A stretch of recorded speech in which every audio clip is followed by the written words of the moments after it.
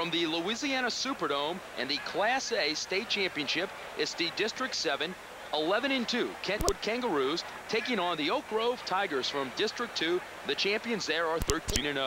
Hello once again, everybody. I'm Gerald Duhon along with Renee Nato. Renee, we saw the seeding system go into place for the first time this year in the LHSAA, and we end up in single A with a top seed and a number 2 seed. Oak Grove, the top seed. Kentwood, the number 2 seed. It'll be decided on the field of play here today. And as far as Kentwood is concerned, famous rock star Britney Spears and Kentwood native is not here today, but all others are in attendance, and the Kentwood Kangaroos have a lot of contingent here today with them today. 32.6 points per game for that offense, but a lot may be on defense. They're looking for their third straight title, very methodical, but on defense, number 7, Seric Johnson. You know, he's a two-way performer. He really lays it out, does a great job on defense, and you hear his name quite often. He loves collisions. There'll be a lot of them. And that senior will look to play somewhere next fall on Saturday afternoons. He's playing on a Saturday afternoon here in his final game as a high school player. When you go over to the other side of the ball and talk about Oak Grove, you can talk offense there. They've got an outstanding tailback. Execution is the main thing here. That defense is only allowing 6 points per game, but the guy on offense you have to watch is number 22, Kevin Touchdown Brown. He's got over 2,000 yards, 36 touchdowns, Gerald, and the amazing thing here is he's only averaging 11 carries per outing. Amazing. Kevin Brown, watch for him. Well, for Kentwood, there are the 2-time defending state champs in Class A. Well, for Oak Grove, they were here 2 years ago in Class AA, lost to Ouachita Christian, but they've got 8 seniors on their team this year that were on that squad, so a lot of seasoned players in this single A state championship game. We look for a high-scoring affair. Both teams have posted gaudy numbers throughout the regular season and in the playoffs. Kickoff is right around the corner in this Gatorade Superdome Classic.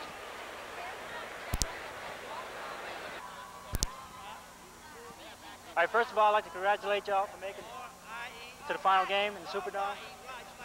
Y'all been chosen as captains for tonight's game, so we expect y'all to be the leaders out here, okay? We want y'all to lead by example. Play good, hard football within the rules. Okay, if I have a penalty, I'll call for either a white captain or a black captain. First captain, come up to me and I'll give you your option. I'll give you the most obvious choice first. Listen to me. If you don't understand what I explained to you, ask me to repeat it, and I'll repeat as many times as it takes. But once you've made that decision, it's final, and you can't change your mind. Everybody understand that? Okay, and that starts at the coin toss. White, you visitors, you have the choice of the coin toss. There's heads, tails. Call it while it's in the air. If I drop it, we will flip it again. Okay, he called heads. It is tails. So black, you won the toss. He defers, you want the ball. Which goal you want to defend? That's for you. Okay, blacks, push go. Got it. White, this way. All right, blacks won the toss. They deferred, and are kicking off. Good luck, fellas. Oak Grove wins your toss. Deferred to the second half.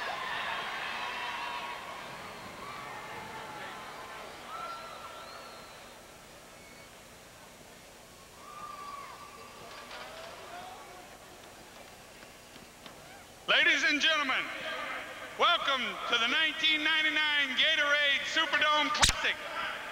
Tonight's matchup will feature first the visiting team from District 7 with a record of 11-2, the Kentwood Kangaroos. And the home team from District 2 with a record of 13-0, the Oak Grove Tigers.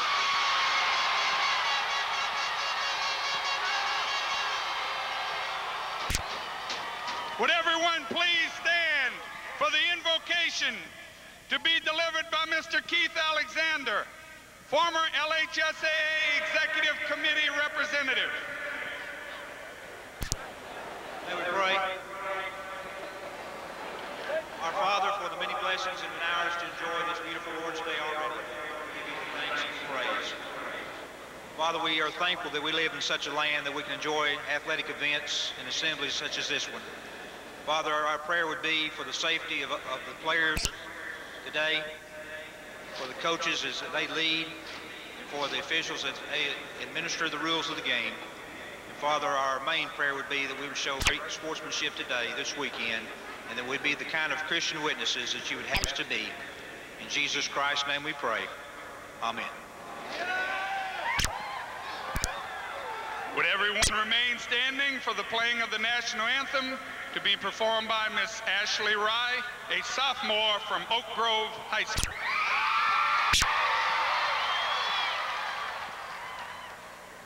Oh, say, can you see by the dawn's early light what so proudly we hailed at the twilight's last gleaming? Whose broad stripes and bright stars through the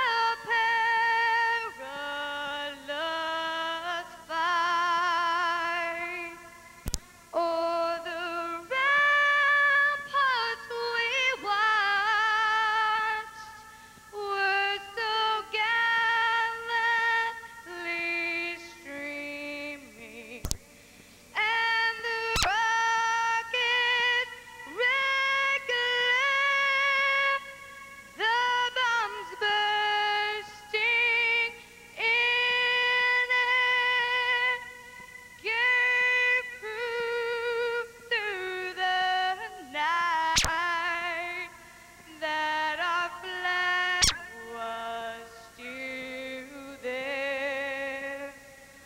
Oh, say does that star-spangled banner yet wave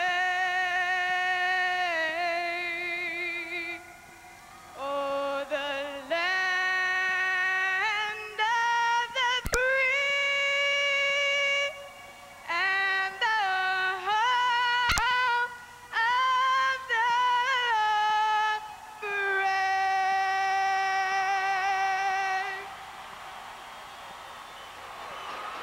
Ladies and gentlemen, you turn your attention to midfield for the presentation of the LHSAA Sports Care Coaches Awards. Representing Sports Care of Louisiana, Mr. Ty Henry. The first 1999 Coaches Award goes to Kentwood High School head coach David Correa.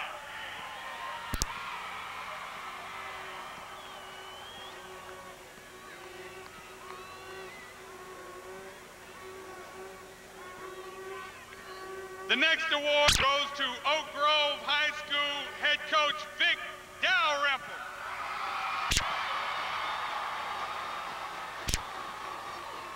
The Louisiana High School Athletic Association thanks Sports Care of Louisiana, the official health care network. Ladies and gentlemen, it's the Kangaroos and the Tigers in the 1A state championship game. Are you ready to rumble?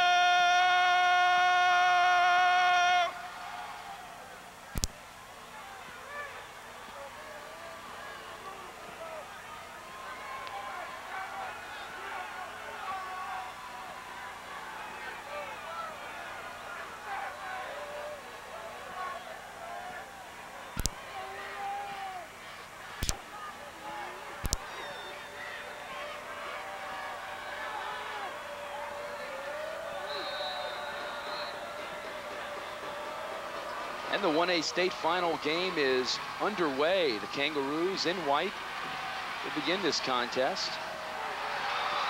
Just past their 30-yard line, up around the 33-yard line. Alfred Ard, one of the stars of Kentwood's state championship win last year against St. John, returns that kickoff 15 yards, and we'll see the Roos offense first in this contest.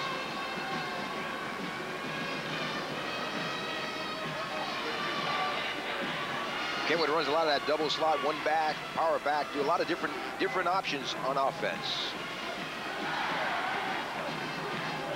Shedrick McKnight, the senior quarterback, beneath center. misdirection play going right, and that's Mitch Winters, the senior wingback, and he'll pick up a few. Gavin Cato there for the stop for the Tigers out of Oak Grove. Actually, it'll be closer to a 4-yard pickup, 2nd and 6. You know, he was an all-district as a sophomore. The quarterback hands off right here, coming around the outside. That's Mitch Winters, and Winters with that 4.5 speed. A lot of team speed, offense and defense for the Roos. Back the other way, and a lot of black jerseys there. Sarek Johnson on the carry, and Cato there again for the stop. That'll be no gain on the play, so it'll be 3rd down. And you mentioned the team speed, Renee. Both of these teams have posted a lot of numbers during the season in both the playoffs and regular season, scoring a lot of points. One would think this would be a high-scoring game, looking at it from the offenses these two teams have. Look out, wanting to throw, underthrown, and incomplete. Closest man to the ball there was Eric Newman. It was intended down the field for Johnson, and it'll be 4th down, and Kentwood will be forced to kick.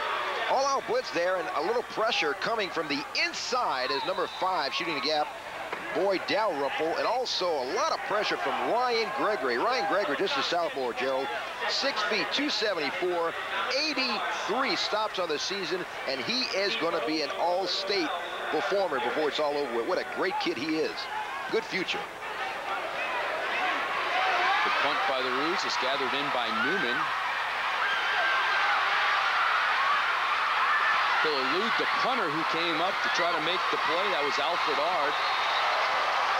He get up past the 40, up to almost the 42-yard line. Good return by Eric Newman. An 11-yard spectacular return after the 33-yard kick. This young man was a starter as a freshman.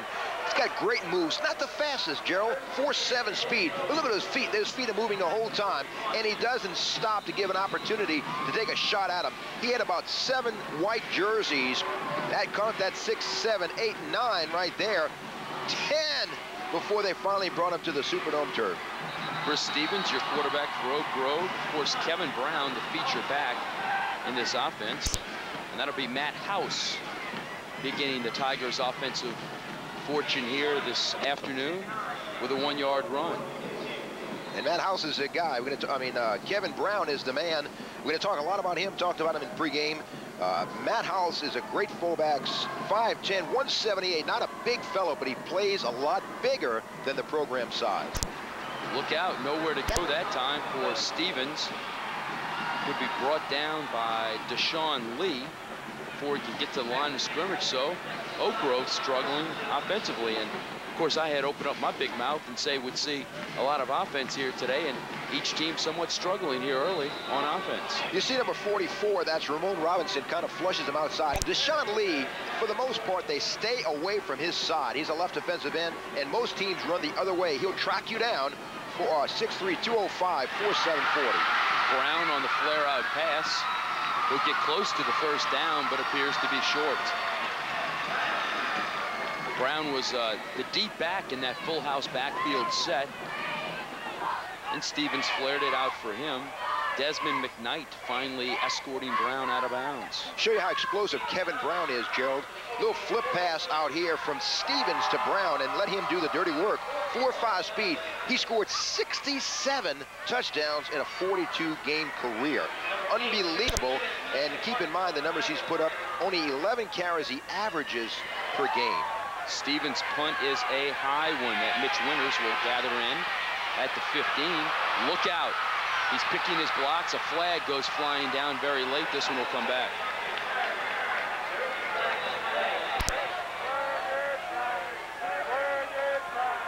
That was a 31-yard kick. A 19-yard return, but it'll be coming back. You can see how this one's developing. And Mitch Winters, a dangerous return specialist, just overran the pursuit overran him, and he got away from most of the black jerseys. They corralled him down the field, but it's going to come back. Shows you the kind of explosive power he has. You know, he was 1-2 in the state long jump with Demetrius Hookfin. In fact, that's his cousin, and now performs for the LSU Tigers. Second year in the state in triple jump. with a leap of 45 feet 7 inches. Of course, we mentioned he was 1 and 2 with Demetrius Hookfin with a long jump of 23.2. He's got some tremendous spring in his legs. Got a 38-inch vertical jump. He's explosive. McKnight from his own 9-yard line. Hands it off. Straight through is Mac Garrett. Garrett, 240, the senior, stands at 5'10". And tough running on the inside will net 6 yards. Good leg drive, just base blocking right up front. Nothing spectacular. Fighting off that block once again. Good play by Ryan Gregory. Kind of fills the hole right there, but Mac Garrett's quite a load at 240. He's a mini bus coming at you, and well, I'll tell you what, he'll unload. Good leg drive. McKnight feeling some pressure, looking downfield, got a man, and it's going to be picked off. Jim Densmore coming up with the interception, a ball intended for Winners. McKnight had it underthrown, and Desmond had excellent coverage on the play to come down with the first interception of this game. Desmore mans that strong safety position. He's in man coverage right here, Gerald. And the thing about strong safety, in most defenses, a strong safety will come up and play much like a linebacker. He's more of a coverage safety. Comes up with a big stop right here as he comes up with a pick for the Oak Grove Tigers. Stevens wants to get it out to Brown, and you just see the strength of Brown. He was met there in the open field and shedded a tackler and picked up another 3 or 4 yards. He's a good athlete. Yeah, Vic Dalrymple, coach of the Tigers, said he's the best he's ever seen. Bench presses 320 pounds, and you want to isolate him with a defensive back or maybe a strong safety or even a linebacker. It's a mismatch. He's got so much speed for the linebackers and too much strength for a DB. House on the inside. Looks like he's got the first down. If he would, it'd be our first of the game. And he does. And these black jerseys are just leaning on Kentwood and pushing them forward. Good surge, good block right there up front by John Allen. 5'10", 277-pound left guard. Gives him a good crease to run in, and House picks up the first down. House again. This time will gain a tough single yard. You mentioned Vic Dalrymple, head coach of Oak Grove.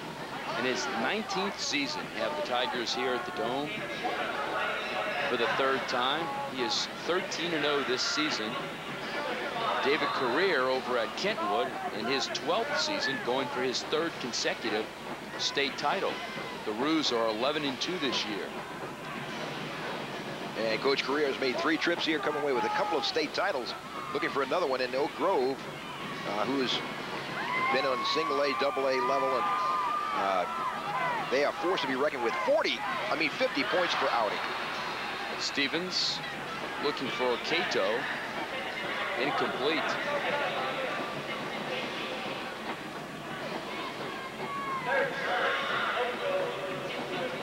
Cato runs it out, and Chris Stevens just draws a beat on him. Trying to find his mark. Just fell down. That turf snake got him. Cato with 4.5 speed. He's got Northeast Louisiana and Louisiana Tech after his services. Just fell down before the ball arrived. Had he not, he made the catch. He's got 24 snares for 687 yards. That gives him an average of 28 yards per grab. Option, Cato coming back to the near side. He'll be dropped short of the 30 and well shy of the first down. Desmond McKnight coming up to make the stop. And we'll see what Coach Dalrymple elects to do here with about 4th and 5 just outside of the Roo 30-yard line. Crashing in from the outside, Deshaun Lee, making sure he pitches the ball. Good kick out right here as a good block by Justin Bowman allows Cato to get up the field. And Cato, Gerald, is the #1 in the state in the 200 meters, so you don't want to see him isolated in the open field. Brown with the ball. He's got some green. Look out. First down and more. He's going to score, but there is a flag on the play. Wow, look at that acceleration. So he made it into the end zone. A 30-yard run. Ard for Kentwood had the angle on him, but Brown really turned on those afterburners, and this one may be a clip in coming back. Let's see. But man, everybody knew that Brown was going to get it. That's the guy you wanted to have it on 4th down. What athleticism. Touchdown Brown. He gets the ball in full stride, and he's running away from Sherrick Johnson. And good block there. Took out 3 guys. And Desmond McKnight allows him to scoot along the left sideline for a touchdown. We'll see a couple more plays like that before the evening's over, I'm sure. But he's got some explosive power. 4.5 speed, and we mentioned 36 touchdowns on the campaign. Well, Renee, that clip was a big one because it's going to cost Oak Grove 15 yards, and now instead of a touchdown, they're going to punt away to Kentwood. Stevens to punt. Winters awaits, calls for the fair catch, and makes it right at the 10-yard line. So Oak Grove has had the advantage early in this one after the 31-yard punt with field position. Kentwood has been sewn up in its own backyard, so to speak, early in this first quarter. We're scoreless with 5:49 left in the first stanza. Well, you know, the only one from Kentwood who's not in attendance is Brittany Spears, rock star. Everyone else, I think they closed up shop, rolled up the sidewalks, and they're here. So the Roos have a tremendous contingent of support here at the Dome. I wish Brittany was here. McKnight looking deep down the field and overthrows his intended receiver. That was Ard streaking down the sidelines. Good coverage once again. This time applying the brakes, Mario Jones, the quarterback. And I tell you, Renee, early on, the Tigers have shown some pretty good defensive back work. Yeah, they do. The Tigers have some great athletes in the backfield. They employ a pair of cornerbacks, a pair of free safeties, and the strong safety, Jim Dunsmore. And in essence, you're talking about a 5-man, a nickel situation there, and they play that pretty consistently. Sweep to the far side. Winters is stiffly met on the play. There's Cato again. He's very active from his free safety spot. Came up to make that stop right there after a nominal gain, and Kentwood will have 3rd and long. And Cato, you know, he runs that option well on offense, but he's the leading tackler from his free safety position. He'll probably be a cornerback on the next level, and he's got some suitors, Northeast Louisiana and Louisiana Tech after him. That 4.5 speed, does a great job and comes up and feels pretty well, and pretty heady player, this senior. McKnight surveys the line. Here comes Oak Grove on the blitz. He'll roll out under pressure.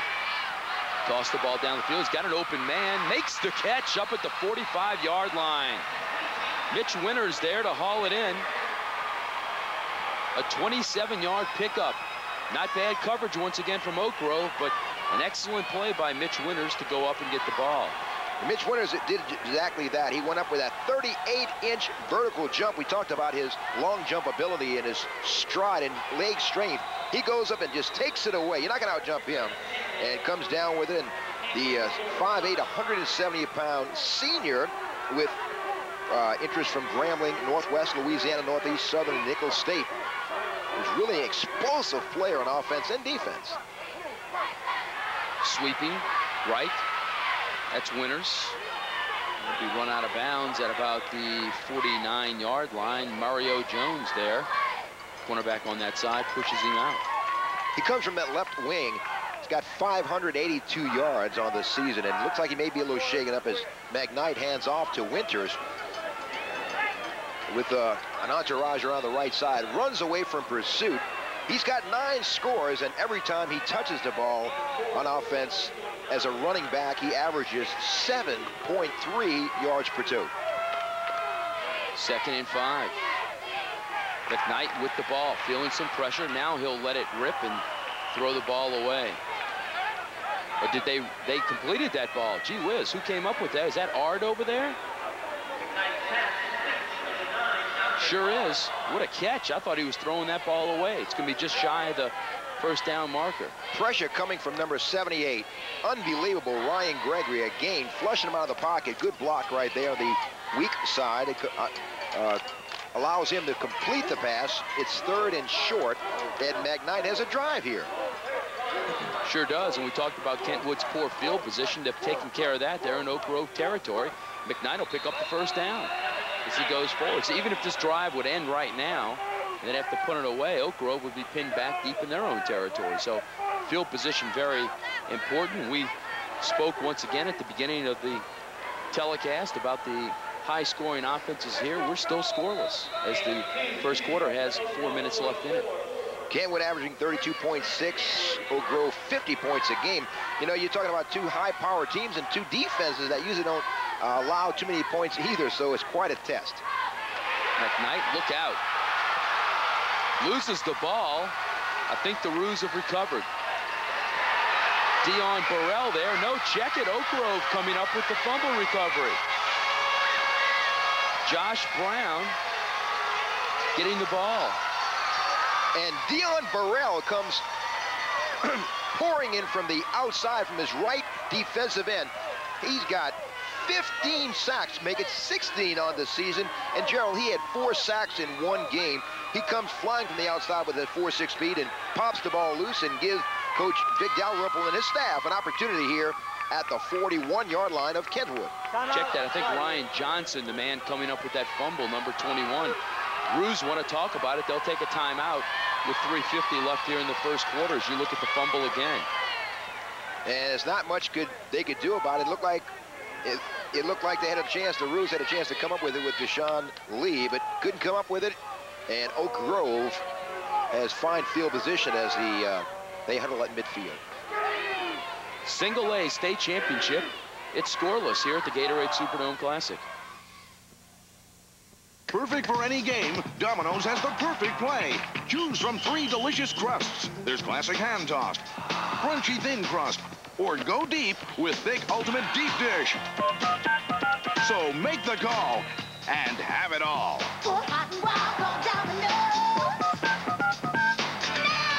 Call now, and you can enjoy a delicious Domino's pizza during the game. And why not add some of Domino's spicy buffalo wings or steaming hot breadsticks?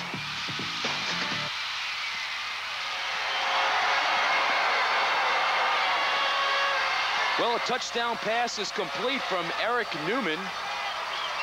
From Chris Stevens. Newman wide open in the end zone, streaking down the middle of the field. Let's take a look at it. And the southpaw, Stevens just airs it out and lets Eric Newman run underneath it. A 41-yard touchdown completion, and he beats the coverage deep as they couldn't stay with Newman, and the speedster, Justice Southmore, outran the coverage. And I'll tell you what, big play here for the Tigers. Willie Pep Miller's extra point is up and good, and boom, just like that, we find some offense. It comes from the Oak Grove Tigers with 3:42 left here in the first quarter. They take the 7-0 lead. Big play by Stevens. You know, Stevens, a left-hander. He started the first 5 games as a freshman, hurt his foot, missed a lot of time. He's come back, and he's completed 50% of his tosses for 1,220 yards. He's pretty potent. He's 3 out of 4 thus far for 57 yards on the game. Which is pretty good. Big play potential there out of the timeout. Kentwood took it. I'm sure Oak Grove had a chance to draw that play up and come out and run it. After the big fumble recovery, they answer immediately after 1 play, so the turnover netting points for the Oak Grove Tigers. We know Stevens was as a sophomore and junior, Gerald. He served as a cornerback before switching back to his natural position at quarterback that he played as a freshman. Pep Miller's kickoff comes down. A 7-yard return. Gee whiz, I think the tee he was kicking off went further than anything else. That's what low tigress is. Is that what they're called? Is that the tigress? Look it up in a dictionary. And more than one as a tigress is. Sarek Johnson, who mans their right wing position, also a linebacker, committed to LSU, number 7, returns that kick. And boy, I tell you, Dave, looking forward to him arrival in Baton Rouge if he sticks to his commitment. 4'5", 540. Total package. Probably will play strong safety for the Tigers or at the next level. Shedrick McKnight had Kentwood moving last drive before the fumble. This handoff coming to Daryl Cooper. And he'll get wrapped up after a very nominal gain. And coming up to fill is Densmore. Look at this. This is the way a strong safety comes up and fills. recognizes where the run is going to be and comes up and just sells out and fills that gap. Did a good job. You see right in the middle of Boyd, Dalrymple, defensive captain, number 5. He's the lone linebacker, what they call a linebacker in this defense. Look out, deep pass, McKnight overshooting Ard down on the far side. You know, Renee, we talked about Alfred Ard earlier on in his heroics last year in the state championship game, intercepting 3 passes, returning 2 for touchdowns in Kentwood's 48-0 demolition of St. John's. Remember it very well, and boy, he's got some explosive, runs a streak down the field, and just can't keep with him. Mario Jones good with the defense, and Ard with that 4.45 speed has Tulane, McNeese, Nichols, and Northwest Louisiana interested in his services. McKnight on 3rd and 9, wrapped up, throws the ball away, and he'll be dropped down in the backfield. Pressure that time by Boyd Dalrymple, who was pouring through. The middle linebacker creating havoc back there, and the Roos will be forced to punt. And like we said, they employ just a single linebacker. He plays in the middle, Boyd Dalrymple, defensive captain. He's got 95 stops on the season, and really a very heady player.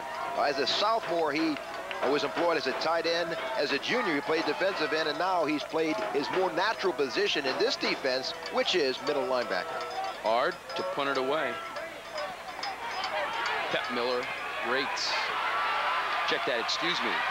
Newman awaits. Had a good punt return last time, and will get dropped just shy of the 40-yard line. That's a 13-yard return, so good punt returns early on for Oak Grove in this game. 32-yard punt by Ard that time. And he gathers the ball in, and Newman, we tell you how explosive he can be. Started as a freshman, so he's been here before. He could be an all-state performer as a return specialist or as a wide receiver. And he gives that element of speed to that offense. Look out, Brown with the handoff, cracking through tacklers. Looks like he's got the first down, and 11-yard pickup for tailback Kevin Brown. Roman Robinson finally with the stop. Kevin Brown, touchdown Brown, they call him. Good cut right here off a good block, and breaks the tackle by Sarek Johnson. You know, he's got great leg drive, not a big guy, 167 pounds. And he reminds many of a Warwick Dunn in his high school days and went on to Florida State, now the Tampa Bay Buccaneers. A lot of the same explosive ability. 17 years old. He's going to make someone a great catch the next level. First man through looked to be House, and it is. As Matt House will dive up, and it's interesting the formation that Oak Groves will run, putting Brown so deep in a 3-back set. Have 2 backs almost in a split veer, and then way back in the formation is Brown. Good tackle right there by Sarek Johnson. And yeah, you know, it gives Brown the opportunity to kind of pick and choose, use his vision, which he has great field vision, and pick his hole. There he is, making his decision. He'll make his cut at the 45 in order to be 3rd down for the Tigers. Stopping Brown is Sarek Johnson. We mentioned he's committed to the Tigers. He was a defensive tackle back as a sophomore. Moved to linebacker, was an all-state linebacker last year, was second to the team in tackles, leads the team in tackles this year. He's side-to-side performer, Gerald. He's got 90 stops, a couple of sacks, 2 fumble recoveries, and 1 interception he brought back for a touchdown. So he is all over the field on defense. On 3rd down. Quarterback keeps as Stevens turns it up the field. He'll be shy of the 1st down. But Oak Grove has not been shy about going for it on 4th, especially in this territory. Stevens just wanted to kind of freeze those linebackers with a little play fake. Didn't fake Deshaun Lee very well, and Lee kind of crashes in from the outside. Boy, he's very active as well. Deshaun Lee with 49 stops. He's got 11 sacks on the season, and from his defensive end position, we've talked about it. Most teams run away from him, and boy, I'll tell you what, he is a total package, all-district type of defensive end. Brown looking for a block, gets one downfield, got the 1st down and more. Stopped just short of the 30-yard line. Roman Robinson makes the stop, but not before Brown picks up 17 yards. And when I tell you, Renee, when he makes the decision, he'll explode in a hurry and go forward. Good occupying block down the field, number 12 right here. He cuts off that block. Newman making a block for Brown, and he was supposed to go outside, but Newman had to take the defensive back to outside, so he cut it back up the field. And good decision, good block by Newman. That's the end of the first quarter. And we've played one quarter of football here at the Superdome in the single-A state championship. Tigers are on top, 7-0 of the Roos.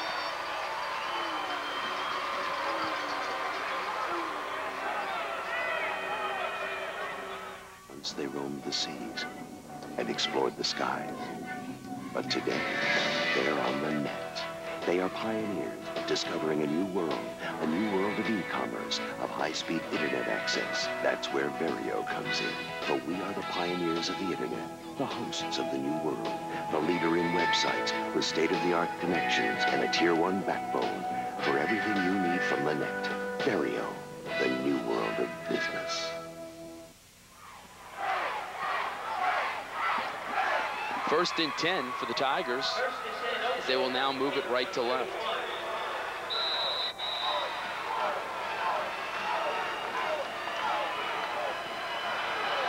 A little motion early there. House with the jump. Brown has the ball. He'll be wrapped up in the backfield and dropped. I tell you, this Oak Grove team has been able to score points, Renee, all year long. Their closest contest and final score, Mangum 35-13. That came in week 7. They turned around and beat Mangum in the quarterfinals 41-13. But gee whiz, they've had some gaudy scores. 53, 41, 62, 45, 42, 41, 35, 50, and 66 in the regular season. I think they beat my Aunt Bernice there in week 10, 66-6. Then 68, 50, 41, and 40 in the playoffs. These guys can score some points.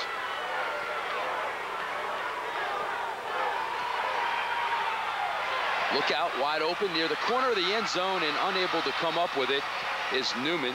Stevens had him, but Newman couldn't bring it down. And Newman tried to pull it in. It was not an easy catch, one he probably should have made, and if he has another chance, he probably would make it, but could not pull it in.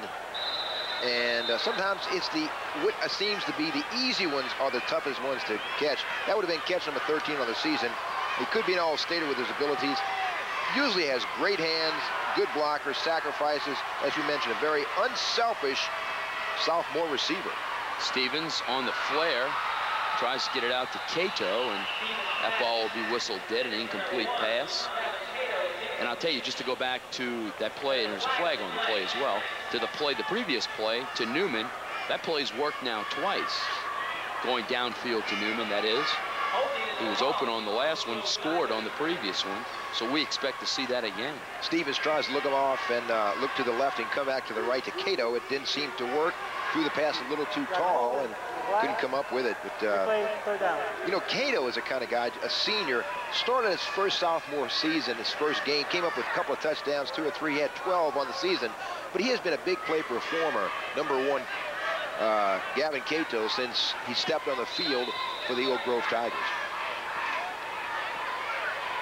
Good front 4 for the Kentwood Kangaroos. Great mobility, size, and that is the strength, along with inside linebacker Sarek Johnson. Stevens looks to throw, looks downfield, unable to hook up with Justin Bowman, who had the only catch in the win last week against Port Sulphur. Put Oak Grove into this title game. Kentwood, of course, defeating Laurelville last week, 28-7. Stevens drops back and throws into double coverage to Bowman. He's got 7 catches on the season, 3 of them going for touchdowns, and just couldn't complete that pass. Stevens back for the kick it off to Winters. From the 15, he'll get a good block, turn the corner. He's got some room, look out.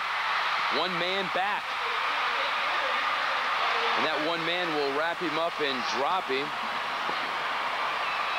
As Chris Stevens had to come back, the punter and quarterback, to make that stop. But an outstanding return by Mitch Winters, a 57-yard return. And Mitch Winters may have injured an ankle. Boy, good block downfield as he begins his run. Looked like Ramon Robinson did block, and Cedric Johnson is escorting down the field. Good block right here. Didn't stick with it. And credit the punter for outstanding play preventing a touchdown.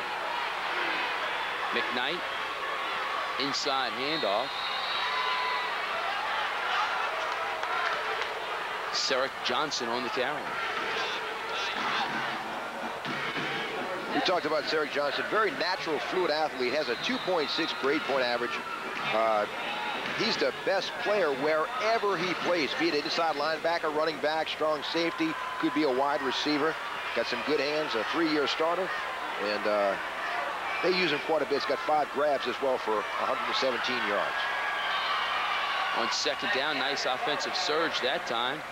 Mac Garrett, the fullback, submarining below, and it'll be third down. And I tell you, after that big special teams play, the Roos are in a good spot here just outside of the 20-yard line. Good blocking up front, a good chop right there allows a lane to run in for Garrett. And Lee, Armstrong, Gordon, Poole, and Smith doing a good job up front as Derek Gordon, just a sophomore, number 56, steps over the ball. Once again, fullback Garrett. Nowhere to go right there. He goes over the left-hand side. Kentwood in their 2 tight end set. They call it their big set with 2 tight ends on short yardage. And it's still going to be 4th and short. Boy, I'll tell you, I'm impressed with that young man, Ryan Gregory, number 78. They think they have high hope for him, only a sophomore. Hard worker, tough. He's like a street brawler. Boy, I tell you, he likes to mix it up in that pit. And the Roos will take a timeout. 7-0 Tigers on top, but Kentwood trying to gain the equalizer with over 9 minutes left here in the second quarter. You moron! Fanatic. You stink! Yeah, 41, you stink! Ref, you're an idiot! Boo! Boo! Kid, you're a moron! Fan. Defense, out of way. They're looking good. Teamwork. Take a shot. Yeah! Be a fan, not a fanatic.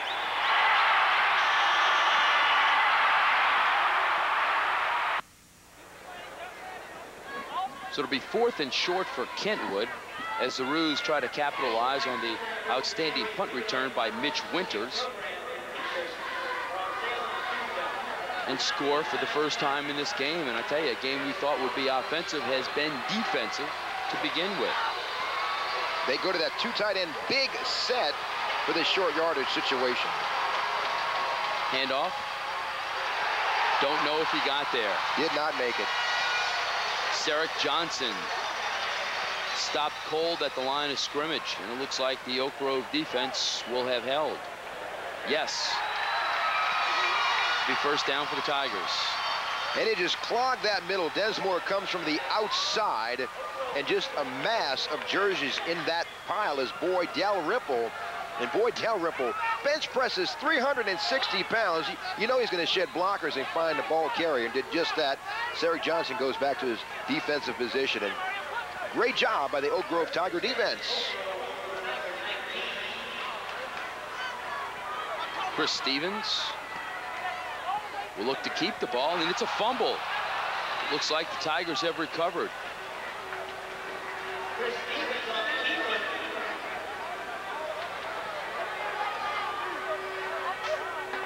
Let's see who comes up with this ball.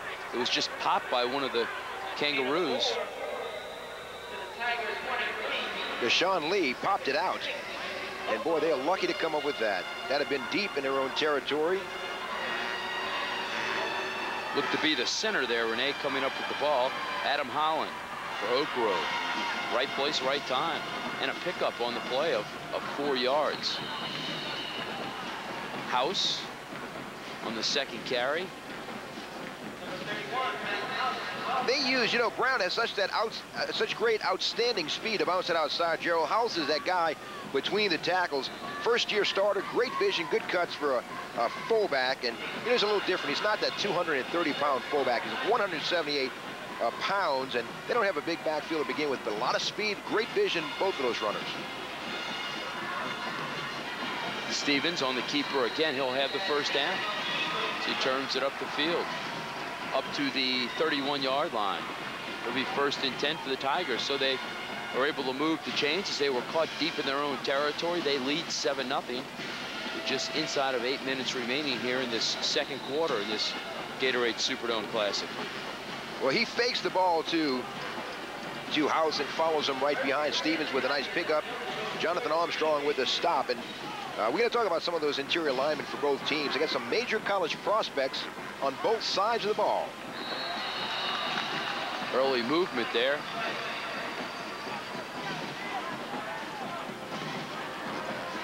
And this one will be against LaRuse.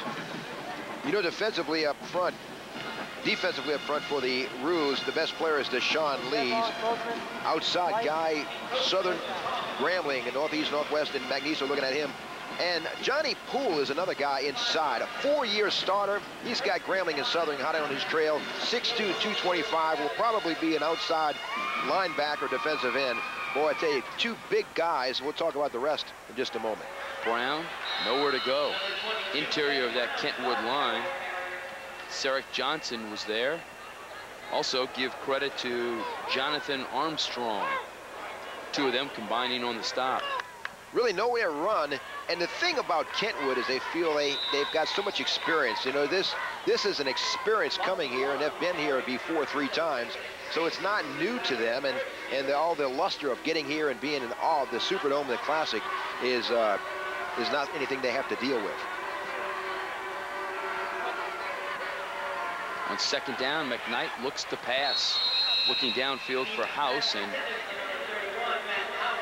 you can credit Tim Carter for Kentwood getting Stevens to throw that ball maybe a little bit before he was ready and set to do. And yeah, he definitely pressured Stevens. We talked about that front. Jeremy Williams, also a defensive tackle, and probably the best long range may be a guy named Paul Dyson, number 78 defensive end. Only a junior, Gerald, 6'4", 245. He's got LSU and Tulane watching his progress, just a junior, 4'8", 40. Boy, he's going to be a good one. Ball overthrown for Brown, and this play worked because Brown was held up at the line of scrimmage on 3rd down. The Oak Grove Tigers will be forced to kick as one of the Kangaroo players, Dennis Walls, slow to get up, but Brown was hung up at the line of scrimmage as he tried to release on the screen and couldn't catch up to the ball. Watch him, 22 coming out of the backfield, right there. Stevens tries to air it out, and Dennis Walls comes through and tries to break it up. And boy, he had a leg injury as he leaped and tried to intercept or at least break it up. And it was just a little too tall for Brown, and they smelled it out. Also, credit the pressure with not allowing Stevens to set up and have that screen work the way it's supposed to work. The Louisiana High School Athletic Association thanks State Farm Insurance and its Louisiana State Farm agents. State Farm sponsors all state championship trophies and awards in all 23 sports of the LHSAA. The LHSAA also thanking the following: Gatorade, the official thirst quencher and title sponsor of the Superdome Classic. Your local Southern Quality Ford dealer, presenting sponsor of the Superdome Classic. Baden, the official game ball. Louisiana Coca-Cola Bottlers, title sponsor of the annual High School All-Star Game. Bank One, sponsor of the LHSAA All-State All-Academic Awards.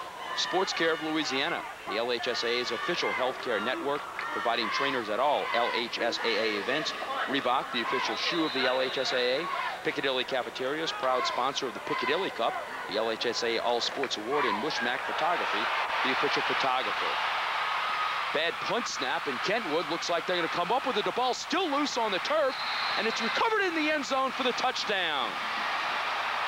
Sarek Johnson, the man at the bottom of the pile, comes up with that ball after the bad exchange between the center and punter for Oak Grove, as Chris Stevens is that punter. It sails clear over his head, and there's an onslaught of white jerseys going for it. He just couldn't come up with it, and here getting close to it is Paul Dyson. He couldn't come up with this. Eric Johnson looks like the old Oakland Raider. The Fumblerooski. Fumblerooski. Well, I tell you, goes to show special teams how important they are. This touchdown comes at a great time to the 6:34 mark, tying the game up. And we got a barn burner going on here, Gerald. Extra point is up and good, so we've seen some big plays, a fumble recovery leading to a score for Oak Grove, and a breakdown on special teams by the Tigers. And we're tied up with 6.5 minutes left here in the second quarter of this Gatorade Superdome Classic.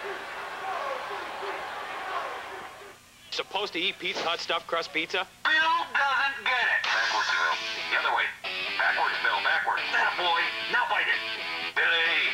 Bite it, Billy. Jill's not afraid to eat her stuffed crust backwards. Everybody knows how to eat stuffed crust pizza backwards. With a ring of cheese baked right into the crust, it's the most fun you can have with a pizza. A large one topping is $9.99. Jill's made of tougher stuff than Bill. Take a bite, Billy. Backwards, Bill. Keep your chin up, Bill. Stuffed crust, another one of the best pizzas under one.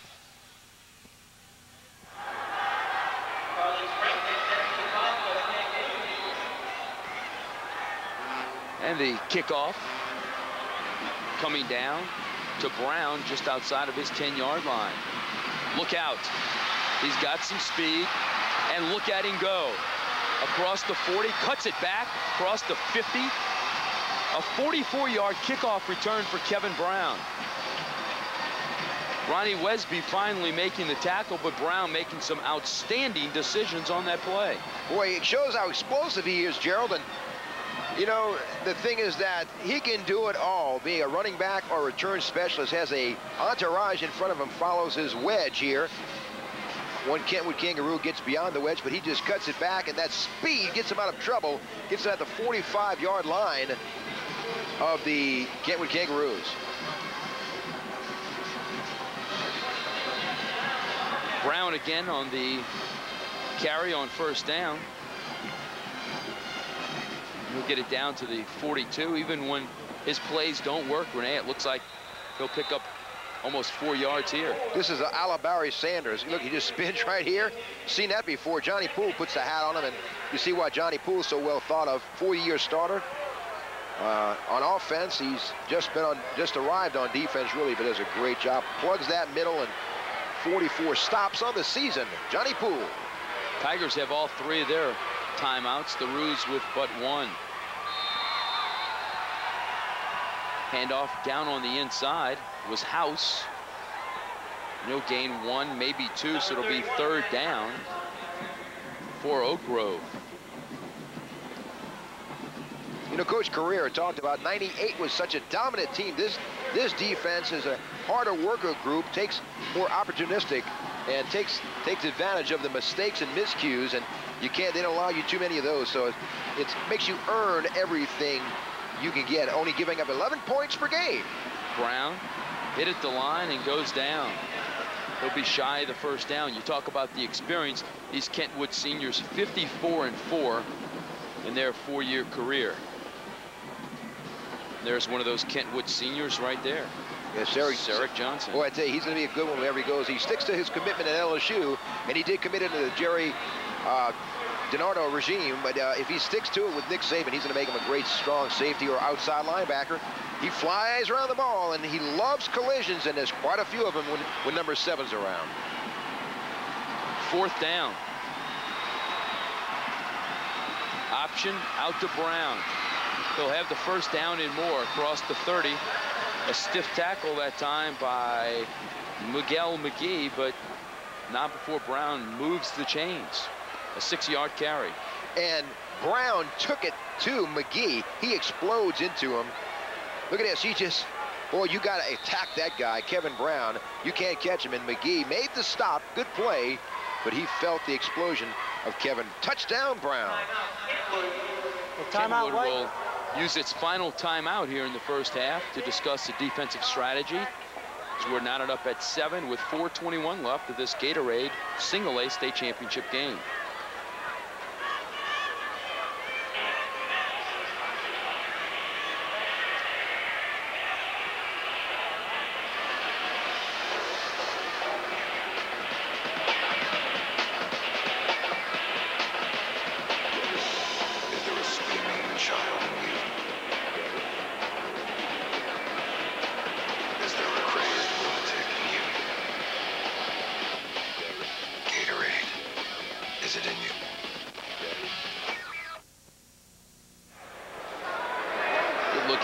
career there on the Kangaroo sidelines.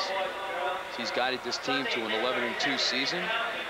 With Vic Dalrymple on the Oak Grove side, 13-0 this season.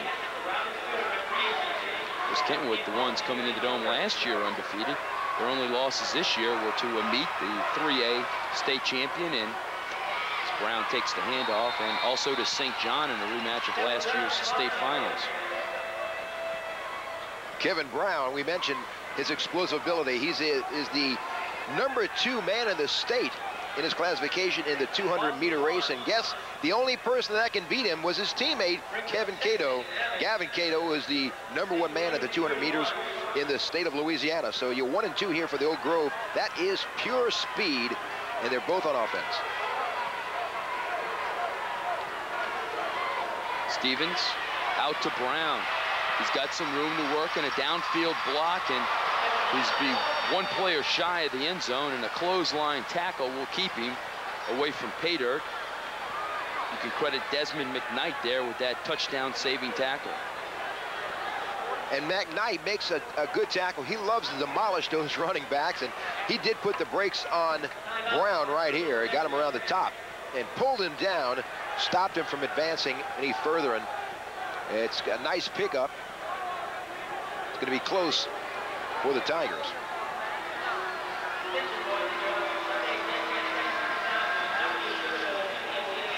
The thing that Kentwood has to be aware of, Gerald, is that they have to watch the corners and box in, keep everything on the inside of the field. But, you know, with House and the ability that Kevin Brown possesses, and even Chris Stevens shows he's got some maneuverability that you have to be aware. They can kill you so many different ways.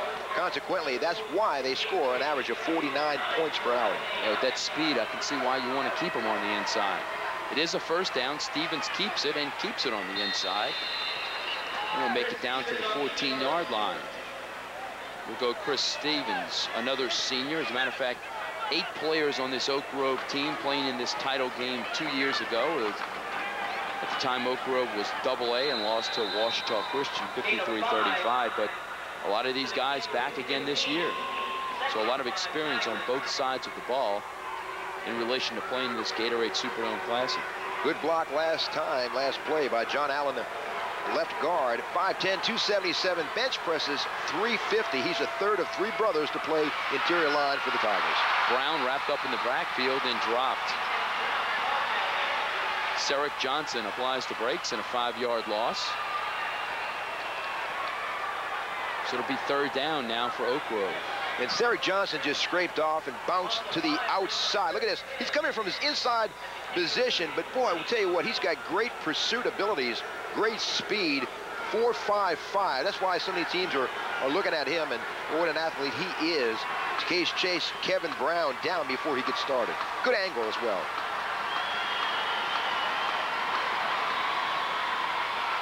Option out to Cato. He'll try to turn the corner on 3rd down, and he'll pick up maybe 4, so let's call it 4th and 6 at the initial inspection. And Oak Grove has had great success on 4th down in this game. They had one 4th down conversion called back because of a clip. It successfully completed another.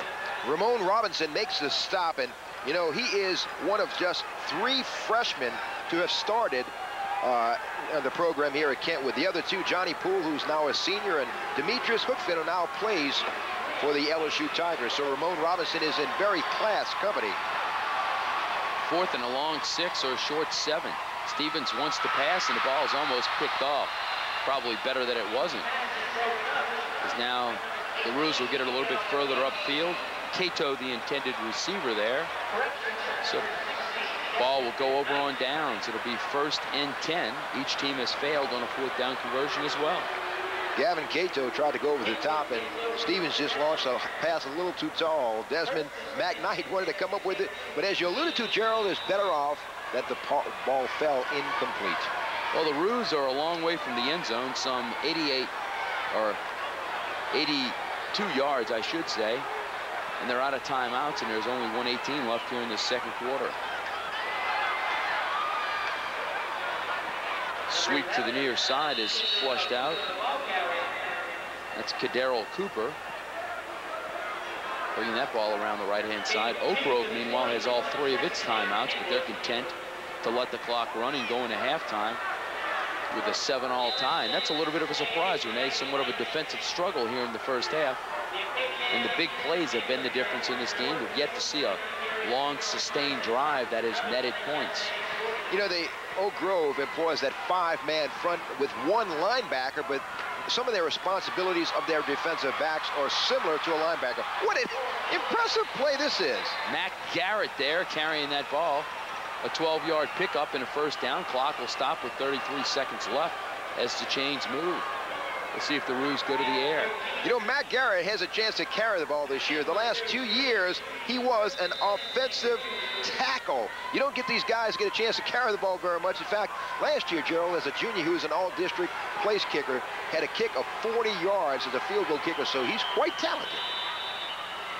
Official timeout as the chains are caught up on the far side. They'll unravel the chains. Clock did start the run. It's now down to 22 seconds, and as soon as the chains are figured out, they'll whistle the ball back into play, and the clock will continue to run. Both these teams will head into the halftime locker room unaccustomed to having a low-scoring, evenly fought first half. Both are used to dominating their opponents.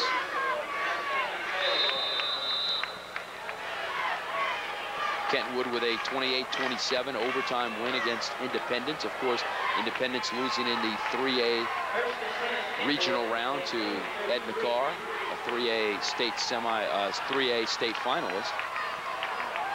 Interior run will net a few yards up to the 35. We talked about Matt Garrett. That was him right there, Renee, and that's how this first half will end. 7-all between Kentwood and Oak Grove as you're watching the single-A state championship in the Gatorade Superdome Classic.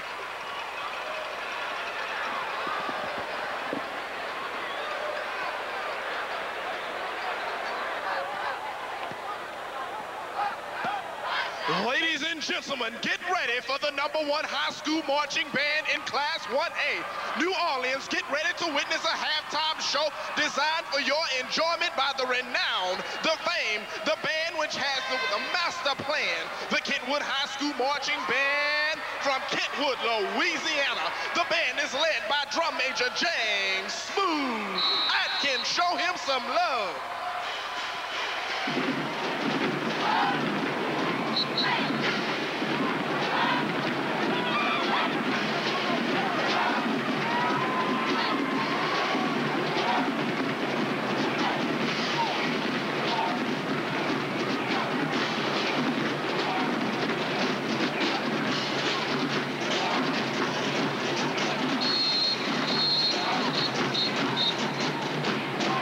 The band executes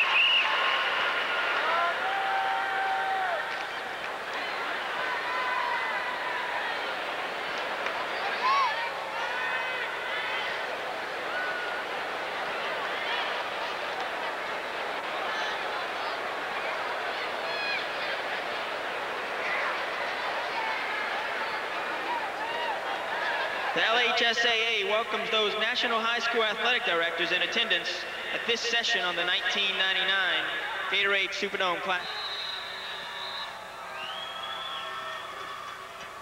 Oak Grove to begin the process in the second half. Brown gathering the kickoff in around his 5. Look out.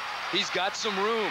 He's got a lot of room into the midfield stripe and beyond as he's finally escorted out of bounds all the way down at the Kangaroo 46-yard line. A 44-yard kickoff return to begin this second half. And I tell you, he's been a super-looking athlete this half. However, there is a flag. And it's a personal foul against Kentwood. That's going to tack on an additional 15 yards at the end of this kickoff return. So the Tigers will have excellent field position. Brown 4 carries. We'll take another look at the kickoff return. Brown 4 carries for 30 yards in the first half. He also caught a couple of passes for 16 yards. See Brown cut it to the outside there. We'll see if we can see the late hit. Right there as his legs were taken out from beneath him. So it'll be 1st and 10 at the 35 of Kentwood. Counter on the inside. Gavin Cato grinds it down. Cato had 1 carry for 4 yards in the first half. Your leading Kentwood rushers, Winters, 3 carries, 11 yards. Winters also had 1 catch for 32 yards as McKnight was 2 of 7 for 37 yards. Stevens through the air for Oak Grove, 3 of 4 for 57 yards. Total offense in the first half between these two teams,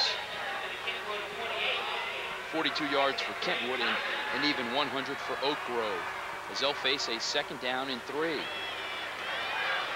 Inside trap goes to House, and he'll be stopped short of the 1st down. They run from that power I left, and you know, that last play, it gives them a little more blocking strength up front when they do go with Kevin Brown. As you alluded to earlier in the contest, Gerald, it does give you an extra blocker up front, and you know, it's a little different dimension. So when you run that power fullback,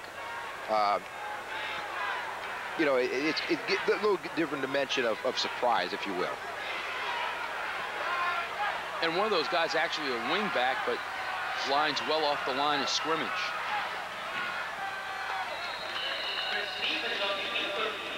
Stevens on the keeper. Got the 1st down. So we've seen a lot of big plays in this game. A fumble recovery leading to an Oak Grove 1-play touchdown pass.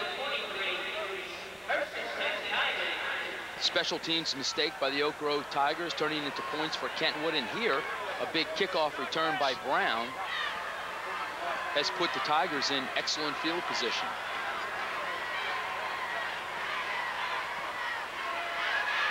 Near side option, that's Brown. Turns the corner and dives forward.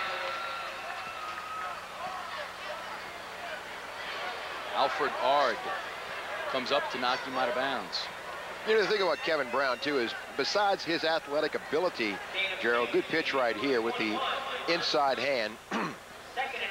He just is a tireless worker, and he works very tirelessly in the weight room, and, you know, he just gives it everything he's got. He's got 8 touchdowns of 60 yards or more, 16 of 40 yards or more. He's got 4 games in which he had 4 touchdowns, 8 games in which he scored 3 touchdowns. What a phenomenal scoring machine he is. Brown will get it down to the 10-yard line where he's knocked out of bounds. An 11-yard pickup. Oak Grove moving well with the football to begin this second half. And again, just pitch it back to Kevin Brown and let him use his eyes. Good cut right here. Cut inside, bounce it inside, and back outside again. In hot pursuit are Seric Johnson, Ramon Robinson, and making the stop is Ard, as you mentioned. Ard with that exceptional 4.45 speed. So he's equal to the task for Kevin Brown. It'll be 1st and goal for the Tigers. Brown, interior of the line, maybe 1 yard. The thing you have to do with a Brown is you cannot over pursue. Just now you can see white jerseys holding their ground. You can't see it in this camera shot, but they held their ground until he made his move and then collapsed. Paul Dyson making a good play right there, filling the lane. Good look at him right there. We talked about him. He'll be a primary recruit for the year 2000. He's got 27 tackles on the season, 5 sacks. Physically very, very gifted. He'll run right at you, and he used to be a good basketball player, concentrates on football now, and done a good job. Stevens turns it back up near the goal line, leans in for the score. Touchdown, Oak Grove, a 9-yard touchdown run, gives the Tigers the lead once again. 6 plays to cover the 35 yards after the outstanding kickoff return by Brown to set up the Tigers. And Stevens with a spinning move, another spin right here on McKnight. And boy, he almost lost the ball. He broke the plane, but he did lose control of the ball, but not before. He broke the plane into the end zone for a score. Pep Miller's extra point is up and good. And with 9:07 left here in the third quarter, it's a 1-touchdown advantage for Oak Grove. We'll see what Kentwood can do with their initial offensive possession of the second half. Made a good decision right here. It was an option type play. He made the decision to keep the ball instead of pitching out Sora Crease and hit that little cavity in the middle of the fence and hit the end zone for the score. Extra points good. 9:07 to go here, Gerald, in the third stanza. 14-7. We got a good game here between the Tigers and the Kentwood Kangaroos. Of course, the seeding's new this year, Renee, and seeding's being used to determine who plays who in each round, or at least in the first round, to go from there.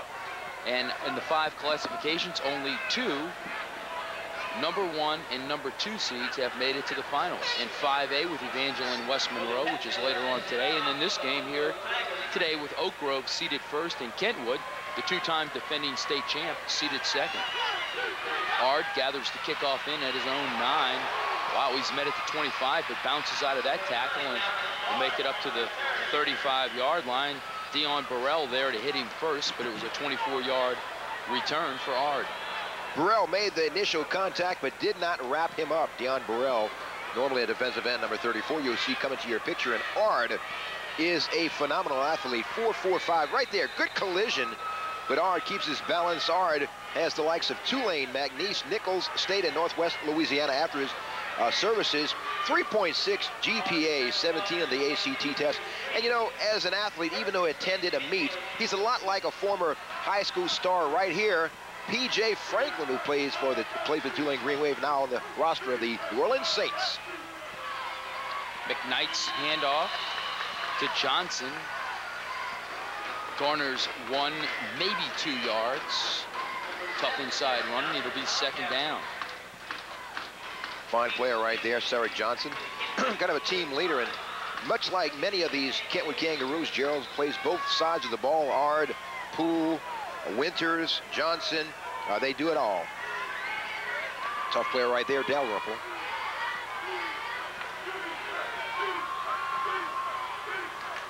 Second and 8. McKnight looks to pass, looks down the field, complete. What a catch. Ken Darrell Cooper with the reception, and Kentwood is in Oak Grove territory. That's an unbelievable catch. That's a great catch by Cooper, and pulls it down even though he's closely guarded. Coverage can't be much better than it is right here, Gerald. That's just good coverage, good catch right there, and comes down with it with a nice catch at the 43-yard line, and the Kangaroos just won't go away. 22-yard reception that time. I tell you, talk about concentration. You saw it right there. Fixated on the ball. The double reverse to the inside doesn't work. Collision between a couple of the Kangaroo players as Ard then is swarmed over by a sea of black. That play didn't go as drawn up. It looked more like Alphonse and Gaston. You know, they had a little bit of a collision, not on the same page right here. Someone was supposed to go inside, someone outside, and could not decide. A little bit of a collision. Did come up with a couple of yards, so lost a yard. Jackson could have been a lot worse. No fumble involved. McKnight looks again down the field. He's got a man open and can't come up with it. Mikael McGee was down there and could not come up with McKnight's pass right at the goal line. But he did have separation on the Oak Grove defensive back. McGee with that 4.55 speed, only a sophomore, was wide open. And you can see McKnight just airs it out. Great spiral on this ball right here. Good turnover. And could not come up with it. And McGee, boy, I tell you what, he's sick right now. He's the kind of guy who will go get it. He's also a backup quarterback and play quarterback for you in a pinch. Look out, ball on the ground. It'll be recovered, knocked out of McKnight's hands, and it looks like Deshaun Lee coming up with the ball. This will be the last man to pull himself up. And so the fortunes of the Kentwood offense turning drastically here. They'll be forced to punt after that 8-yard loss. They're facing 4th down instead of a possible scoring proposition 2 plays ago. And yes, and they had an opportunity to tie this game up and couldn't come up with the big plays. And you know, in games like this, Gerald, with 2 defenses as stiff as these 2 are, the opportunities don't present themselves too often. Oak Grove giving up 6 points a game, their first team defense at least, and so these points come at a premium. Ard's punt, take a big Kentwood roll, and wow, look at this. Bites down inside the 3-yard line. Eric Newman could only watch it. A 50-yard kick.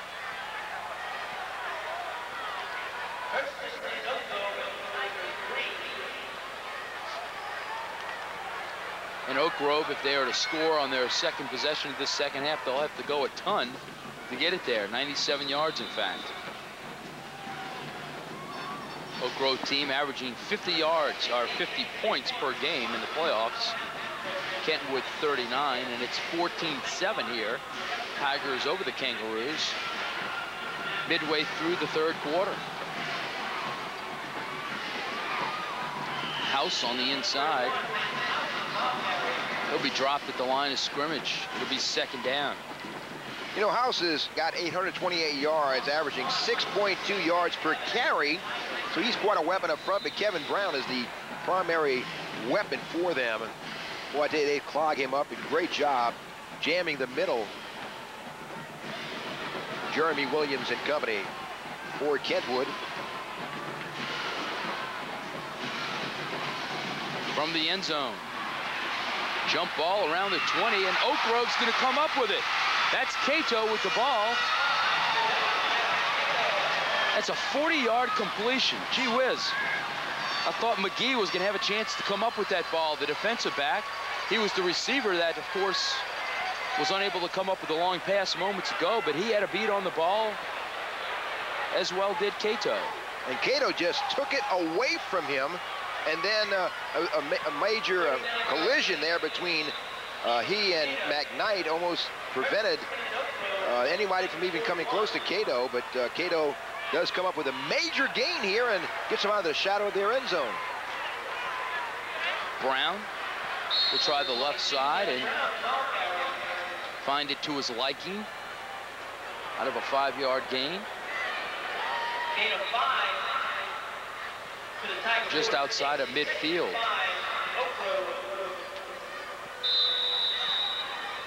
Well, the Kentwood defense is being really pushed to the limit right here now, and if Oak Grove were to go up again with some type of score this series, it's going to be tough. Kentwood, again, these points have come at a premium, Gerald, and both teams don't give up points too often.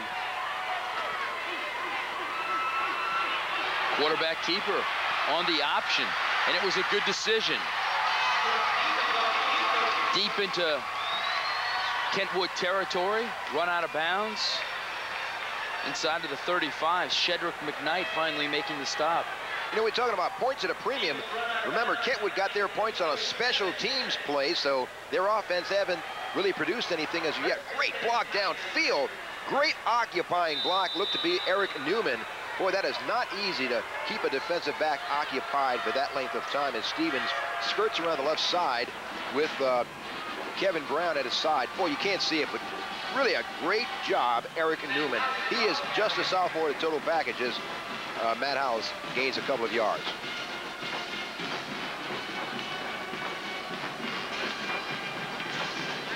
Ball spotted actually outside of the 35. We told you inside of the 35. First down was made at the 37. And that last pickup of House was 6, so it'll be 2nd and 4 now from the 31. Brown on the option. Near side, fights through some tackles and looks to have yet another Oak Grove Tiger first down. You know, with that option play, the way they run it, the defensive backs must really skate to the sidelines as quickly as possible, and pursuit may come from the inside, a la Sarek Johnson or maybe a Deshaun Lee or some of the interior people must really, as you see Johnson is starting to bounce to the left side. Good block right here on him. And Ramon Robinson turns him inside, which is his job, and lets the pursuit catch up with. That's the way you play that option. And it is a first down. It'll be 1st and 10.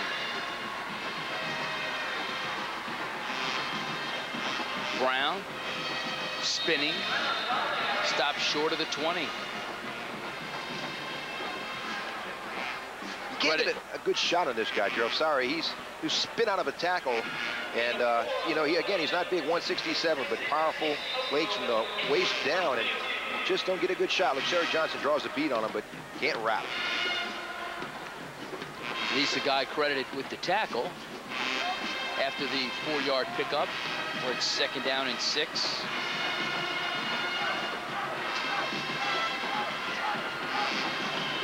Stevens on the keeper.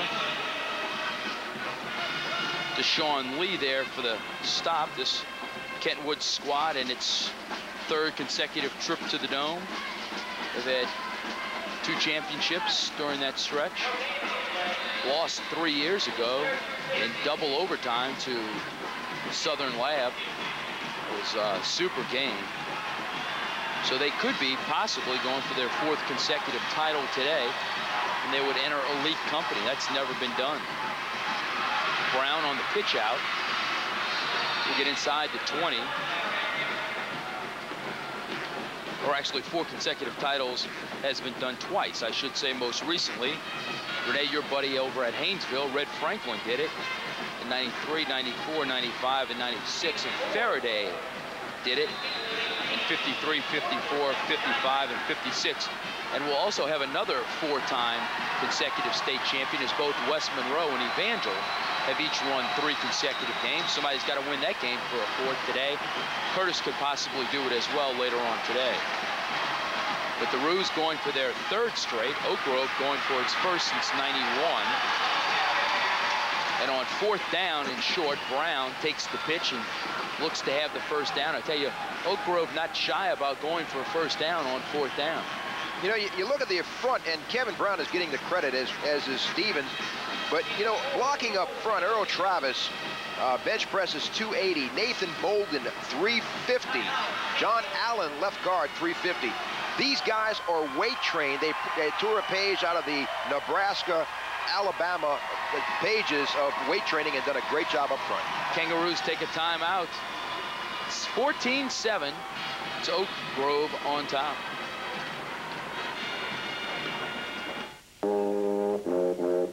National studies show that students who participate in high school activities, like music, sports, and drama, not only have better grades and attendance, they develop the character to handle adversity, the grace to accept defeat, and the self-confidence to start over.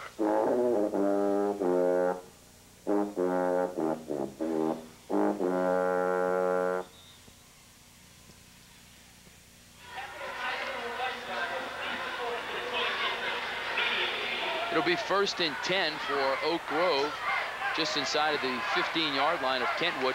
This is an impressive drive. Remember now, it started way back at the 2-yard line.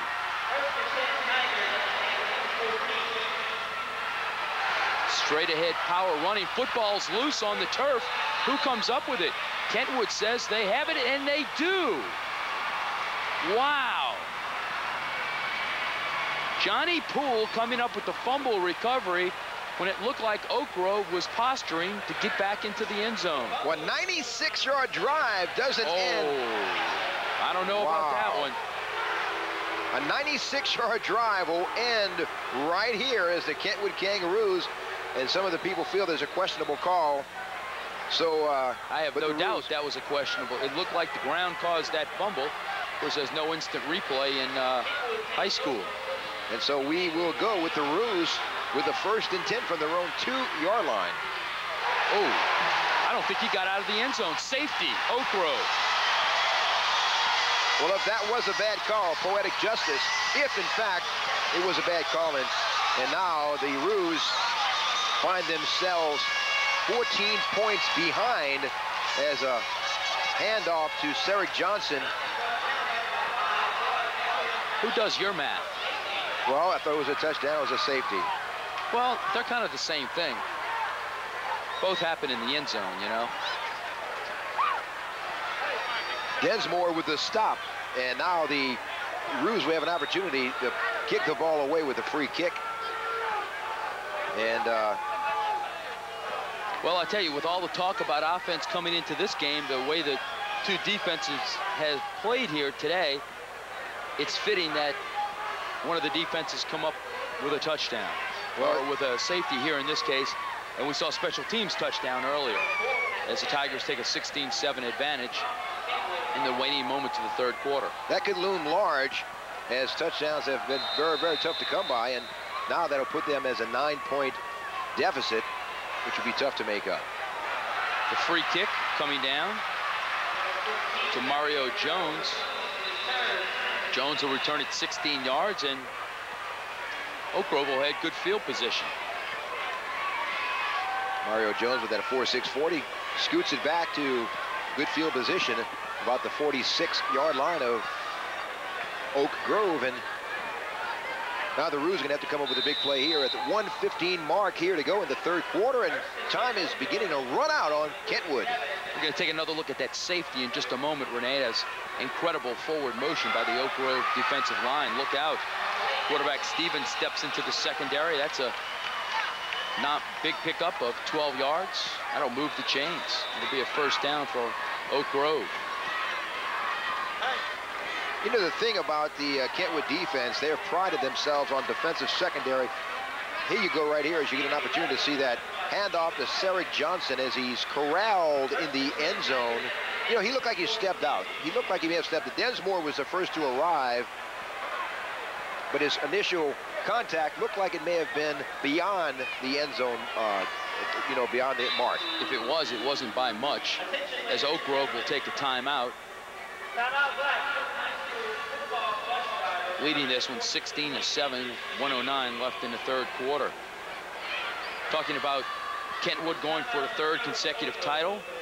How many schools have had 3 consecutive titles, including the Kentwood Kangaroos? If they should do it here today, they would become the 7th school to do it. Curtis has done it 3 times. 79, 80, and 81, 83, 84, and 85, 96, 97, and 98. Evangel is also on a 3 state championship consecutive title run, 96, 97, 98. Istruma from Baton Rouge did it in 55, 56, and 57. I think that's when you started to draw Social Security back then. Jonesboro Hodge, those were some power teams, 87, 88, and 89. Tallulah in 32, 33, and 34. That's when you were old enough to be drafted. And West Monroe in 96, 97, and 98. They can make it 4 in a row. As we mentioned, Evangel could with a win, and Curtis could as well. That's all real good stats, Joe. Just trying to carry you there, Joe. Brown over the right-hand side will crack the 40-yard line before Tim Carter cracks him and drags him down. At halftime, Oak Grove could only muster 57 yards passing. You know, that's one thing as we watch Stevens hand off to Kevin Brown. He bounces it outside. The Roos are equal to the challenge and only give up a couple of yards on this play. But, you know, the Kangaroos have prided themselves, defensive secondary, only allowing 532 yards total passing for the season. That gives you about 30 yards per game per opponent. And they come up with 29 interceptions. That secondary is devastating. Oak Grove has gotten points, but it's been on the ground. Brown, the carrier, over the left-hand side, down to the 34. McKnight comes up to make the stop, and it'll be a third down for Oak Grove. As Stevens, with a depth ball handling, faking it, putting it in the belly of House, and then pitching outside to Kevin Brown. Tripped up by McKnight, comes up from his free safety position. He's one of the hardest hitters in that secondary, and we mentioned interceptions. He's got 6 on the season as we come to the end of the third period. On to quarter number 4 in this single-A state championship game. The Tigers on top of the Roos by 9.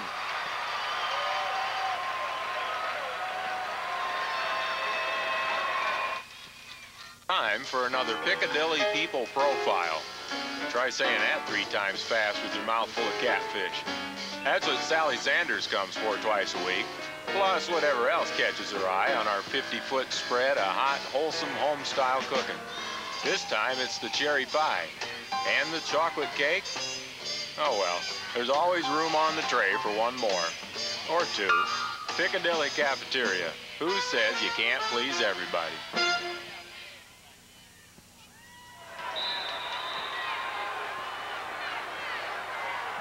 It'll be third down and 3.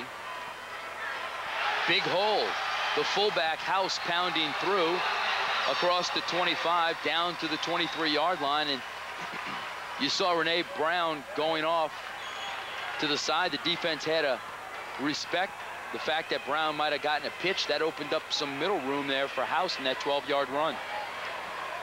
House with a good cutback right here. We mentioned he's got good vision, good cutback ability as a fullback, and picks up a nice gain for a first down for the Tigers. Here's the pitch out to Brown. Hog collared and tied up there by Carl Morris, the 5'11", 205-pound junior. And Morris, you know, Morris is a all-district returner, but it's as a center, I should say, and he does a good job from his inside linebacker position. It's kind of tough to replace, plays that middle, plugs it up, and makes a good stop on Kevin Brown. It'll be 2nd and 10. Sarek Johnson, the guy down on the ground, he's very slow to get up as he's being attended to.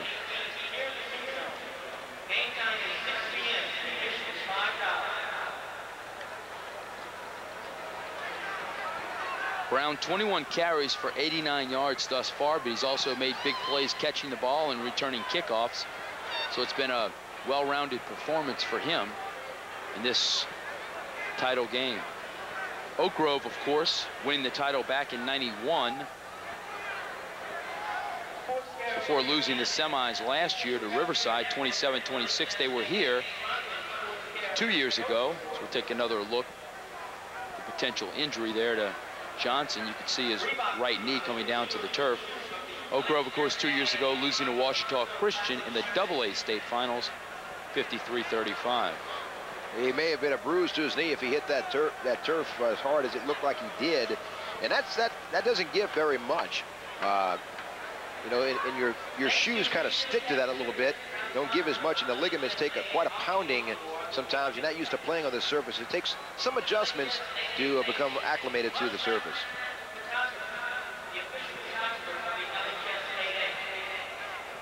I talked a moment ago about Brown's yardage on kickoff returns and receptions.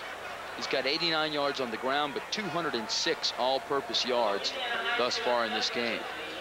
So a big reason the Tigers are on top 16-7 is because of Brown.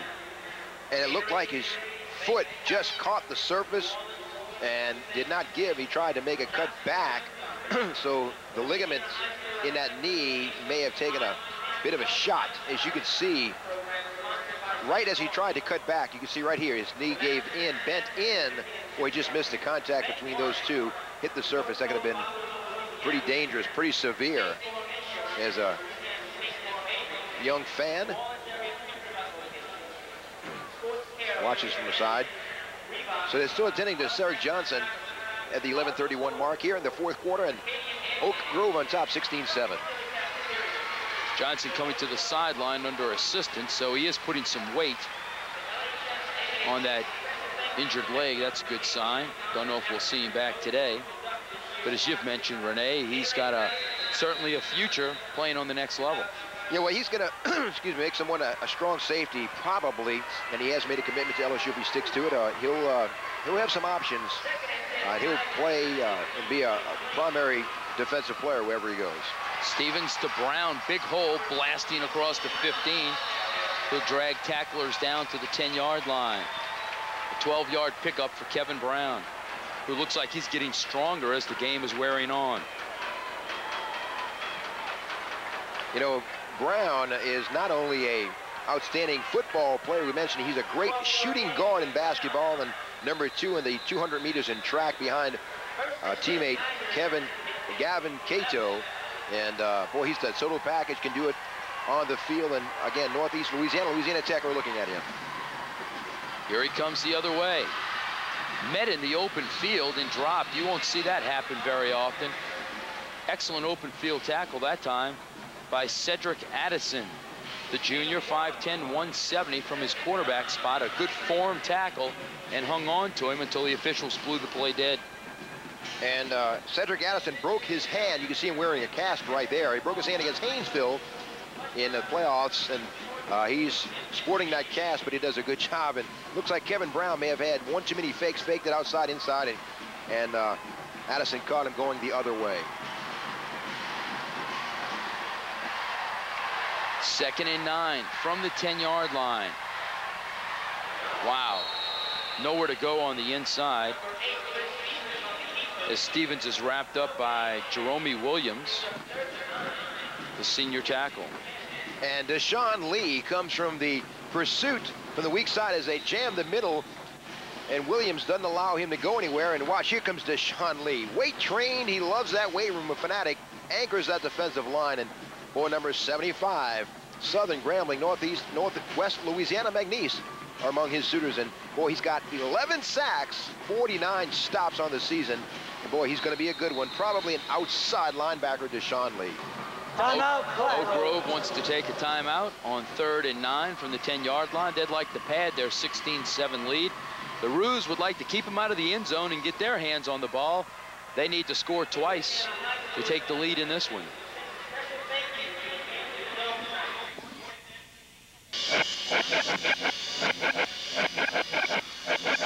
If a butterfly flaps its wings in Kansas and a tidal wave rises in the Pacific Ocean, what happens when I do this?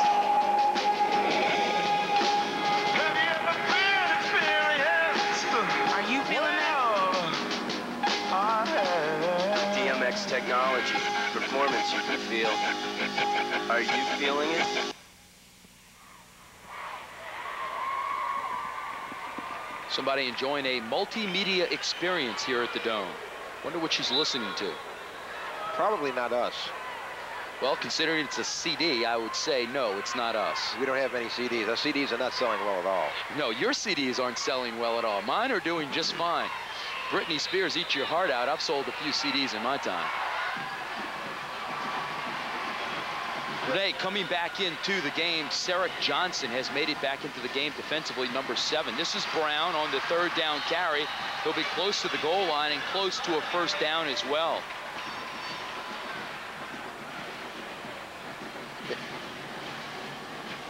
Now he's over 100 yards on the ground, 111 yards on 20 carries. They'll measure. They're close enough to measure.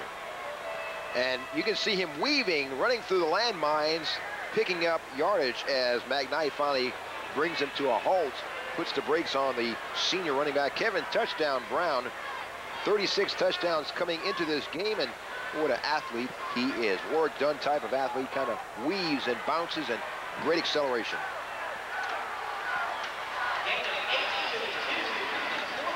Vic Dalrymple and staff do an outstanding job for the Tigers. Oak Grove.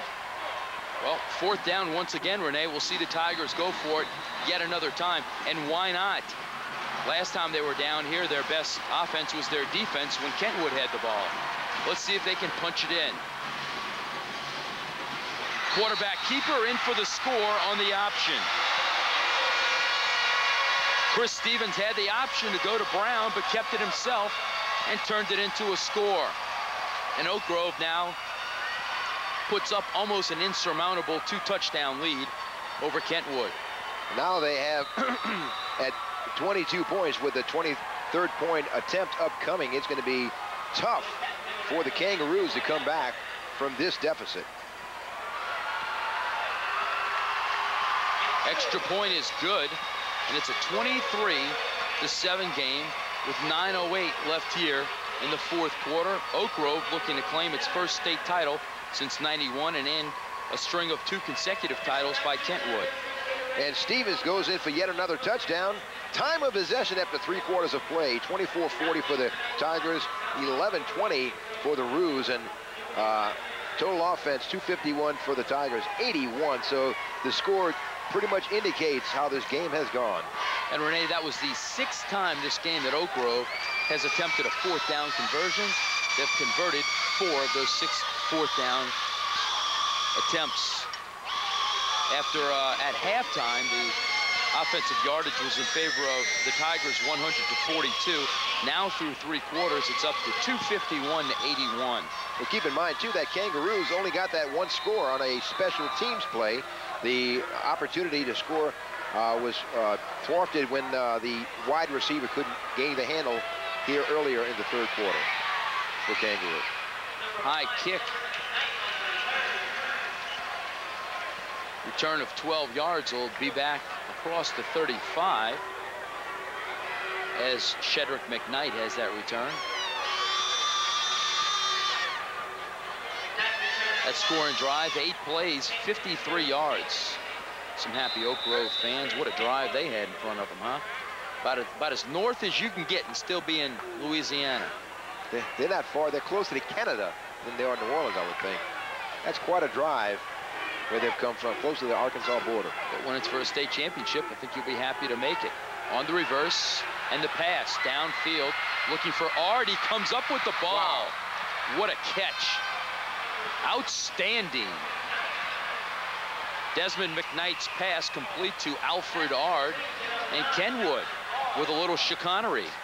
Pushed the ball down the field on a 37-yard completion. That shows you, Gerald, why Ard is the go-to guy as Desmond McKnight airs it out, and Ard just outleaps the defender at that 4.45 speed. If he turns on him, he's gone. But he does a great job. Last year, again, the MVP in the Superdome Classic with 3 interceptions on the evening. 2 of those for touchdown. And this ball's picked off by Cato. McKnight's pass batted at the line. Cato has it, and he's got some room to move. Look out, turns the corner. Tight ropes the sideline, cuts it back against the grain, and he's finally driven down inside the 20, all the way down at the 15-yard line. And boy, you can hear the air coming out of the balloon of Kentwood as that ball was batted in the air, and Gavin Cato comes up with yet another play.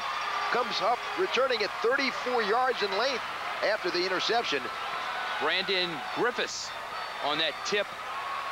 And Cato's got some speed. He got outside. Cato with 4.5 speed, and now he gives great field position as he stepped out of bounds. Yeah, clearly in the official right there. That was a good call. And so it halts his progress as Deshaun Lee was, among others, in on the tackle. But the Tigers are driving once again, 8:25, and they are looking to eat up clock at this point. The Roos with 2 timeouts, Oak Grove with 1. But the Tigers have that 23-7 advantage.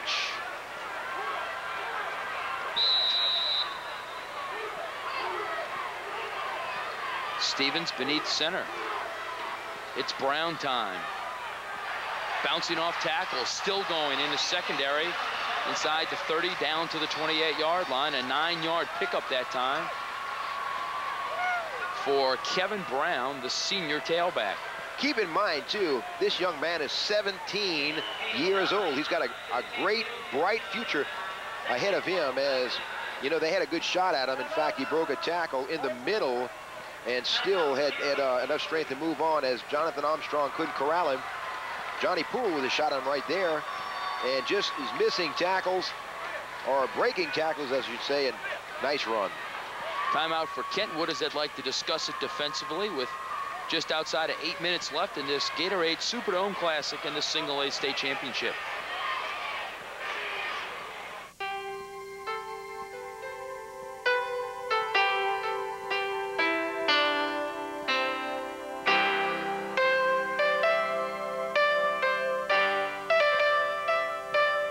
Just a reminder that kids who participate in high school sports tend to go a little farther than those who don't.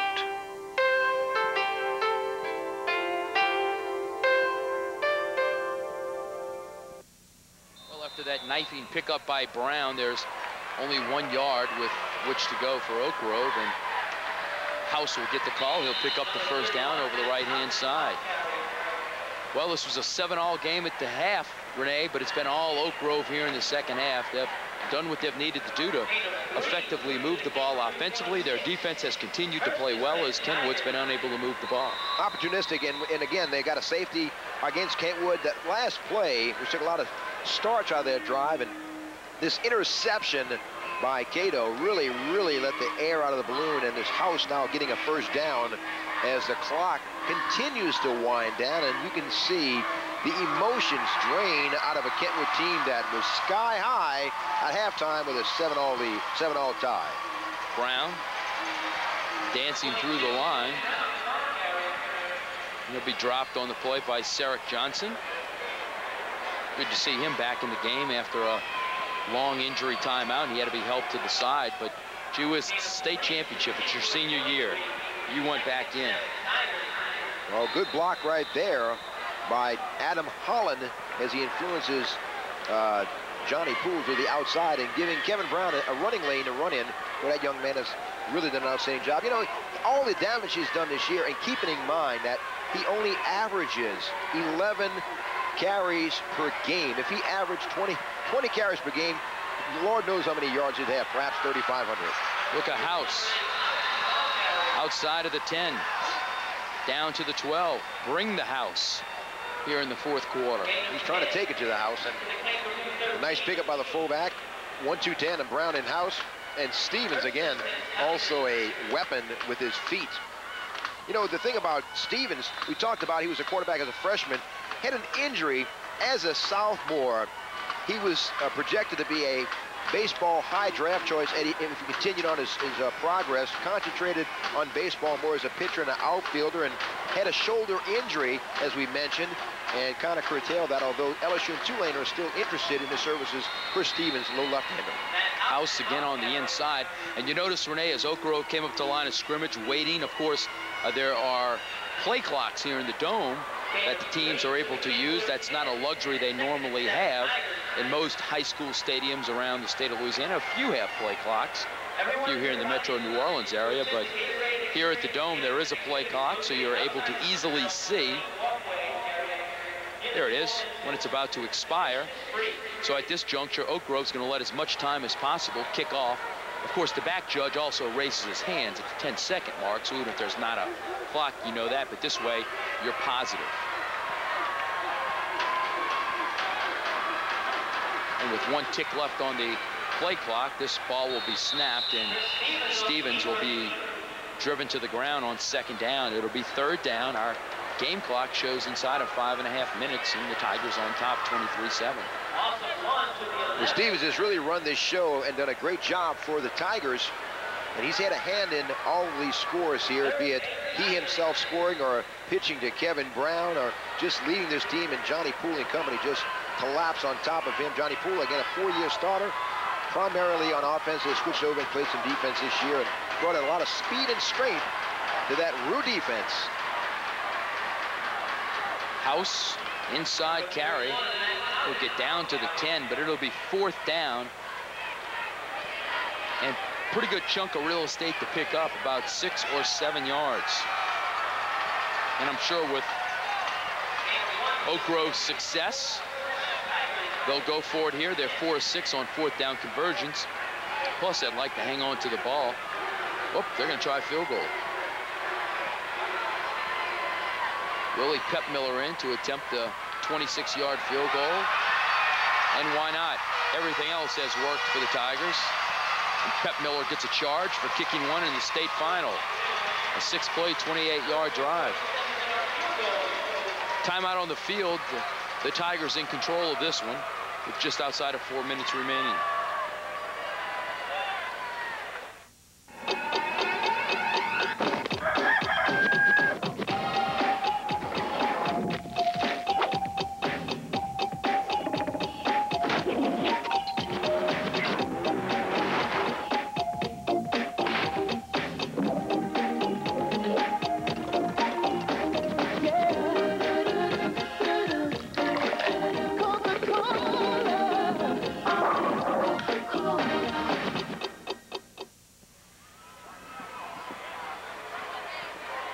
Well, a disappointing defeat down I-55 for David Career and his troops, and his brother Donald winning the state championship yesterday with a meet, and the two brothers won't have the good fortune of both being state champions this year. A 16-yard kickoff return there. They've both been state champions in the past. And of course, Coach Career here for the 4th consecutive year, losing that first year to Southern Lab, then reeling off 2 straight wins over Southern Lab and St. John, and this year apparently to fall to Oak Grove. You can't discount, though, the season that the Roos have had, 11-2, and put up some great numbers. A lot of these seniors are having an opportunity to move on to the next level, and we've seen quite a few outstanding performances on both sides of the ball here this evening. Flare out to Ard. He wants to throw it again. Wide open down the field. The ball's received inside of the 15 and knocked down shy of the 10-yard line. That's Mikkel McGee. I tell you, that flare-out pass in the backfield looked more like a forward pass than it did a lateral from our vantage point here. Well, the official called it a fair play, and it was not a double throw. It was a lateral, and Ard launches it with Mario Jones in his face, and he finds his mark, McGee, and Ard not only can throw the ball, he can catch it as well. Done an outstanding job. He turns up his efforts a notch or two when game time comes on. Well, Kentwood's been down here before. Let's see if the Oak Grove defense can stiffen once again as the ball pops out on Kadarrell Cooper. But it will remain second down in Kentwood's ball. You talk about Kentwood's season, Renee, and you talk about the Kentwood seniors. They are 54-4 coming into this game, so they've had a lot of success. They've won 8 in a row. 6 of those 8 games have been 7 points or less. Touch pass too strong for Garrett, who's been quiet here in this second half. That defensive front for Oak Grove, 5-man front. Josh Brown at left defensive end, Jesse Goodwin, Griffiths, Ryan Gregory. What an outstanding game he's had. And Deion Burrell have done a great job and pressured McKnight all evening long as the pass falls harmlessly incomplete to Mac Garrett. McKnight the pass for the end zone and the score. Touchdown, Alfred Ard. 12-yard touchdown pass from McKnight to Ard. Well, we see that last touchdown now, a large one. Took him only 4 plays to travel 36 yards for the score. And McKnight launches that pass, a little slant into Ard. It's going to be tough to beat. He beats the coverage. Mario Jones can't do much about that, and Ard comes up with his catch number 43 on the season and his 15th touchdown catch of the campaign. On the 2-point conversion to Ard again, and he'll score it. That touchdown drive, 64 yards. 26-15. Tigers now have the 11-point lead at the 3:09 mark, and I'm sure we'll see a onside kick momentarily. As McKnight rolls back, looks one way, throws the other, and hits a streaking Ard, a slanting Ard across the field for the touchdown. A 2-point conversion is successful and gives thanks, and a nice play. 8 points, cuts it to the deficit.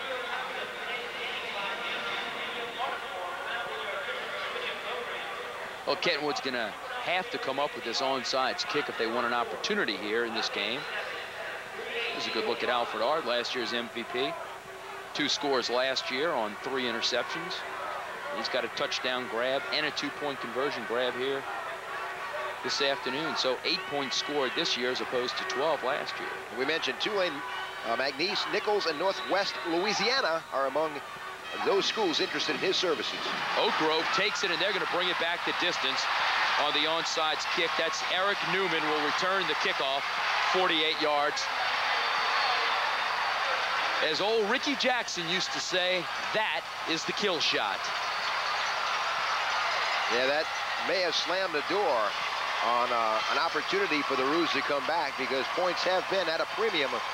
And when Oak Grove scores on this special team, that's not anything you'd anticipate, as a diving attempt by Jeremy Williams was unsuccessful. And Newman, just a sophomore with a bright future, takes it back. Pep Miller in for the extra point. A 7-all game at halftime has turned into a 33-15 bulge for the Tigers with 3:01 left in the fourth quarter in this single-A state championship game at the Gatorade Superdome Classic.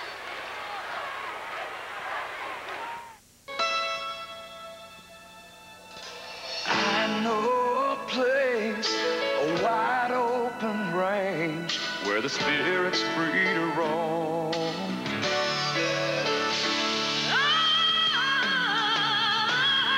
When Dixie howls away, away on the west, when Dixie.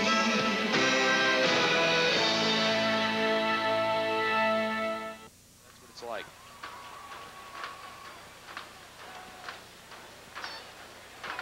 .301 left here in the fourth quarter.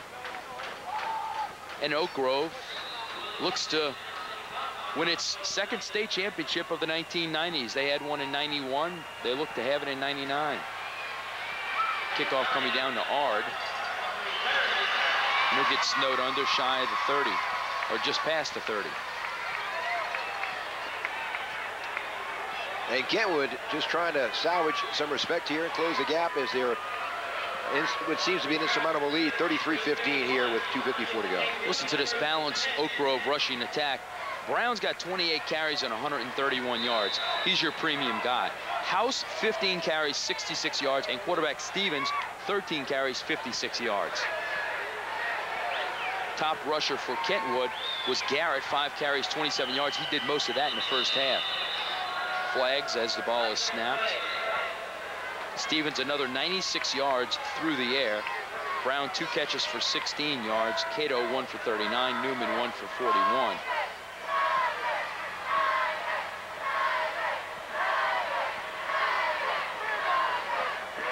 On the white.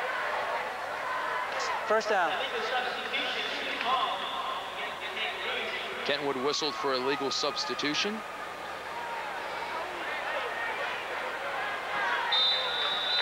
Only the third penalty of the game against Kentwood. They've been marched backwards 20 yards. Another razzle-dazzle play. McKnight will be snowed under inside the 15. Nowhere to run. Desmond McKnight plastered by Dion Burrell. This is the juncture of the game that you start looking for that type of razzle-dazzle.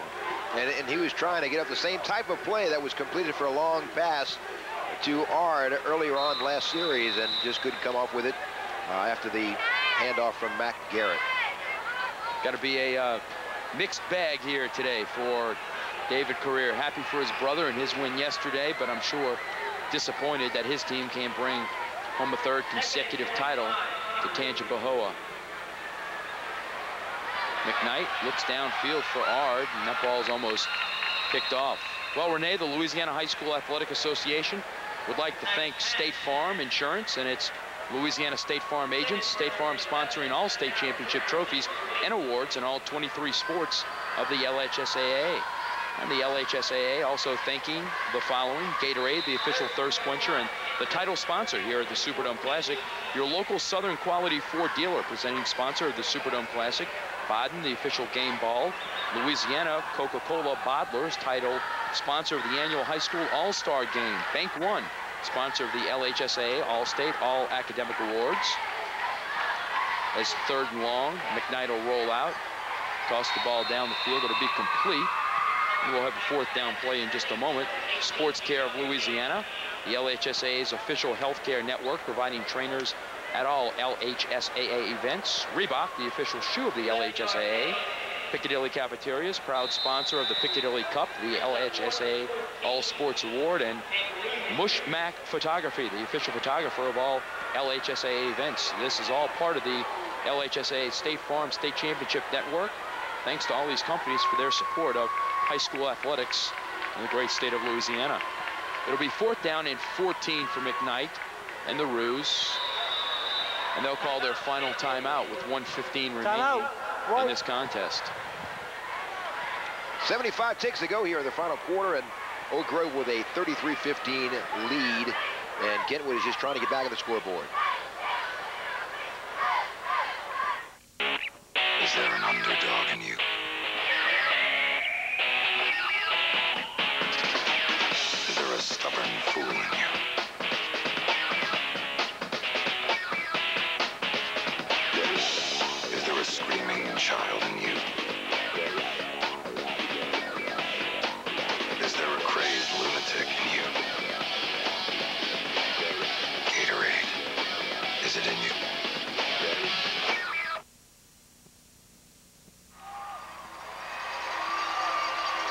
traveled a long way to celebrate, and the celebration is ensuing here, echoing from Oak Grove all the way to Poydras Street at the Louisiana Superdome. On 4th down, McKnight overthrows his intended receiver, and the ball will go over on downs to Oak Grove. And with no timeout, the Roos cannot stop the clock. And it looks like Oak Grove will take this state final and snap the 2-year stranglehold that Kentwood has had on this trophy.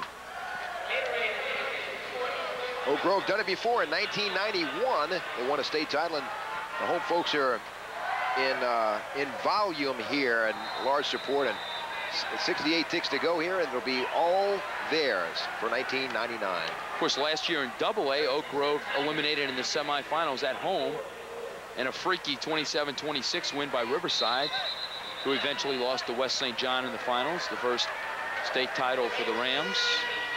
So Oak Grove almost here last year as a 2A team. This year was a reclassification year, as it is every other year in the LHSAA, and Oak Grove was reclassified down to a single-A school. And they'll win the state championship, and they'll have a chance to defend that in 1A next year.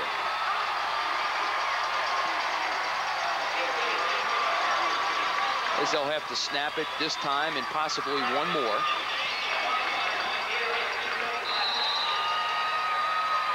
As Stevens takes a knee. And they will not have to snap the ball again.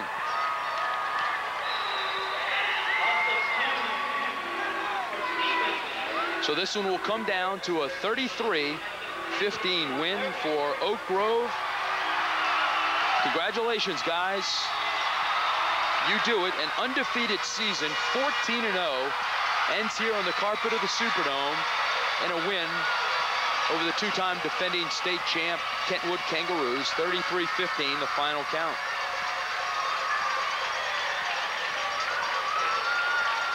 Well, I'll tell you what, it was everything that we thought it would be, and both teams fought hard to get here, and it wasn't a yellow brick road either for either one of these teams. Have both gotten here the hard way and earned it, and put up quite a showing in a fine single-A football game.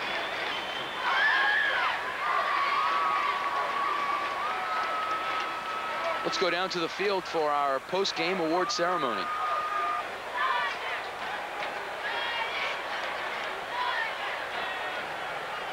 Would everyone please clear the center of the playing field for the presentation of awards? Please clear the center of the playing field for the presentation of awards.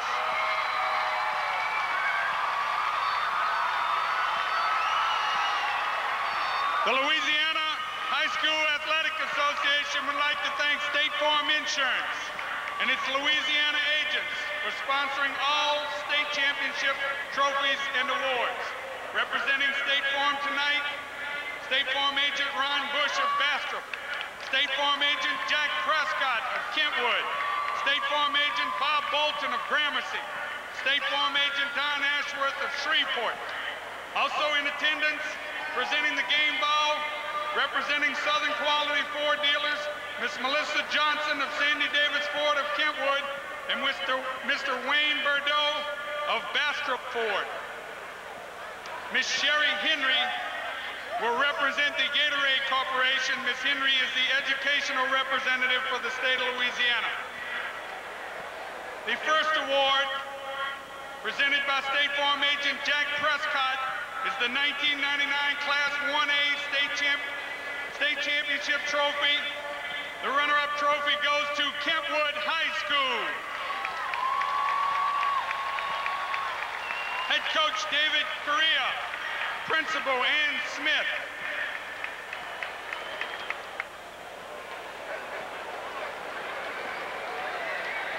The next award is the Outstanding Player for Kentwood High School as selected by the working media.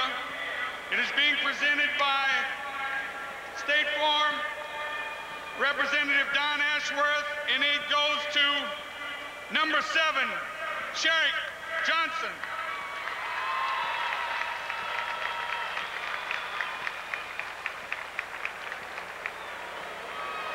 The next award is the Baden official game ball presented by Wayne Bordeaux of Bastrop Ford, and it goes to Oak Grove head coach Vic Dalrymple.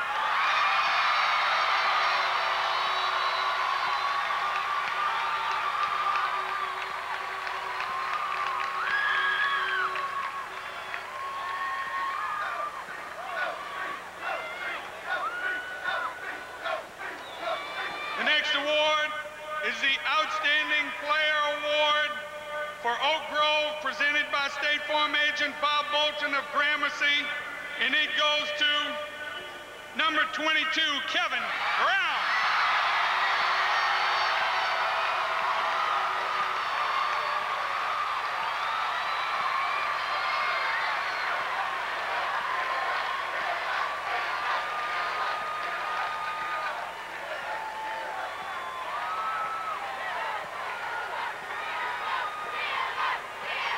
The final award, presented by State Farm agent Ron Bush of Bastrop, is the State Farm 1999 Class 1A State Championship Trophy to Oak Grove High School. Head coach Vic Dalrymple, Principal Kent Davis.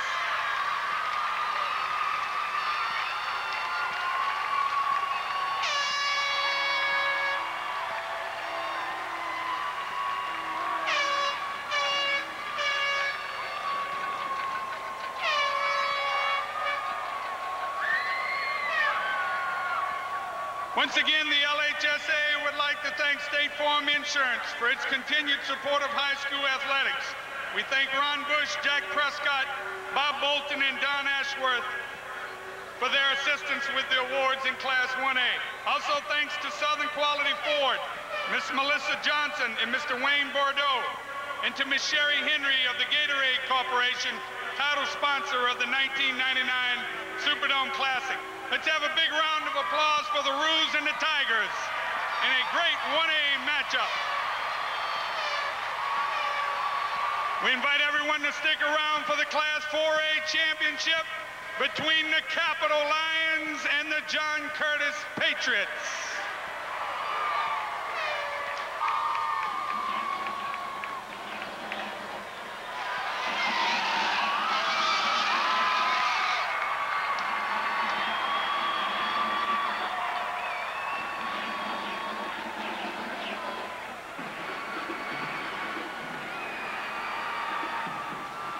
Oak Grove, your state champions in single A, Renee, and they really did it in the second half. Of course, Oak Grove's roster almost twice the size of Kentwood's.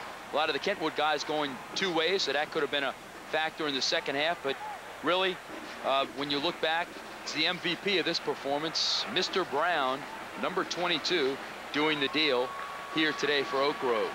Yeah, he really came in. He was a featured guy, over 36 touchdowns, over 2,000 yards, and outstanding performance right here as Chris Stevens kicks it back to Kevin Brown. He uses that 4.5 speed to skirt the corner, get away from the would-be tacklers, and picks up a nice first down. Diving athleticism in the senior, 167-pound senior.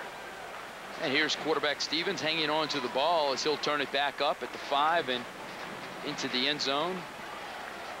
He looks to fumble right at the end, but not before he crosses the plane. And so Oak Grove takes this final 33-15 as they snap Kentwood's 2-year hold of the single A state championship, the first state championship for the Tigers since 1991. For my buddy Renee Nato, I'm Gerald Duhon. Until next time, saying so long, everybody.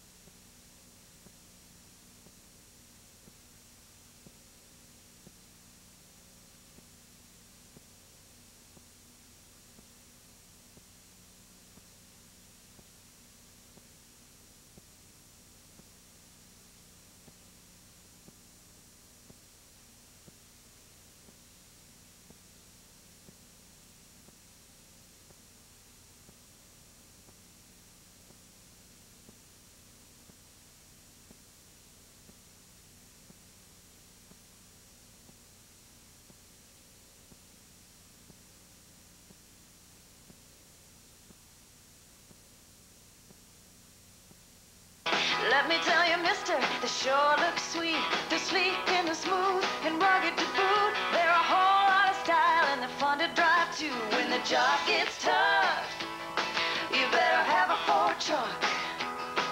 When the road gets rough.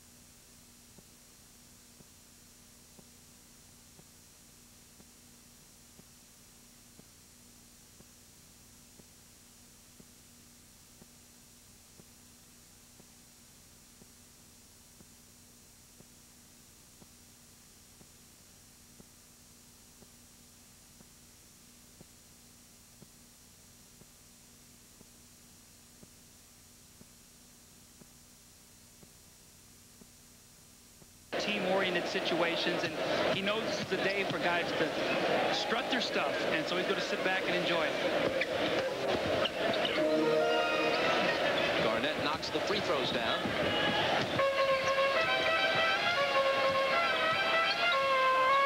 And back comes Iverson, smiling at Kidd, who's guarding him. Here's Carter. Missing the jumper there, and Kidd taps the rebound to Shaq, although Carter misfired there. His jumper keeps getting better and better, and when you combine that with his forays to the basket and his strength and ability to post up, it's made him a more complete player.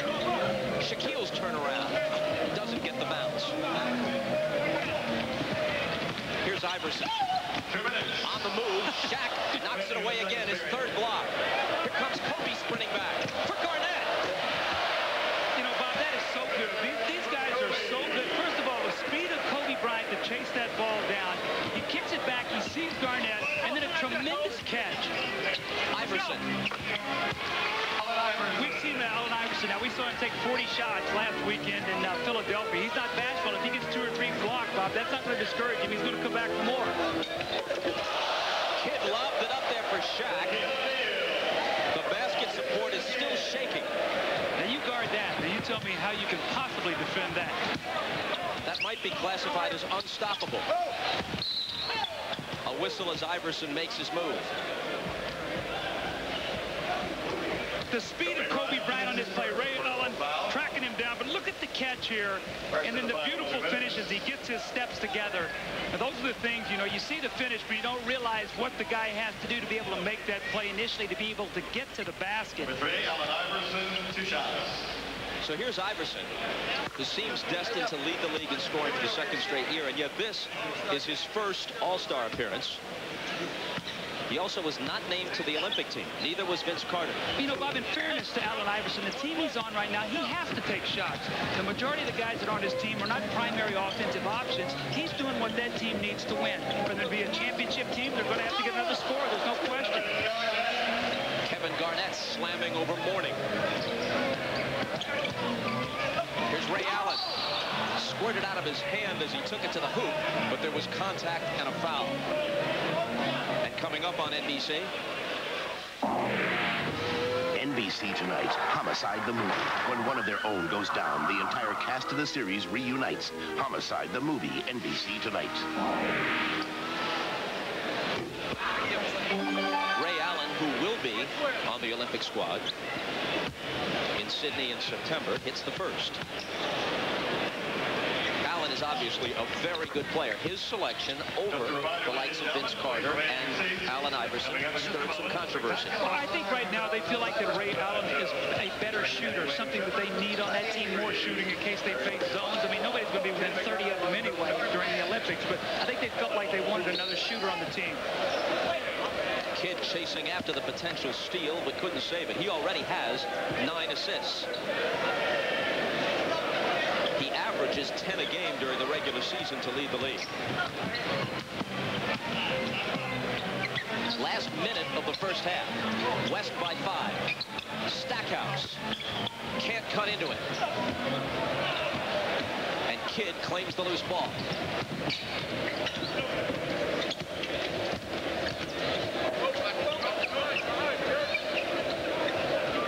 Kobe Bryant shaking on Allen and missing from the head of the key. Duncan the rebound and the putback. There's old school right there. Tim Duncan didn't even leave his feet. The old ball fake. Guy goes for it. He lays it in the basket. Iverson, last couple of seconds, lays it off to Vince Carter, and that ought to be the last bucket. Jason Kidd out of the corner at the buzzer. And we've got a 5-point game at the half.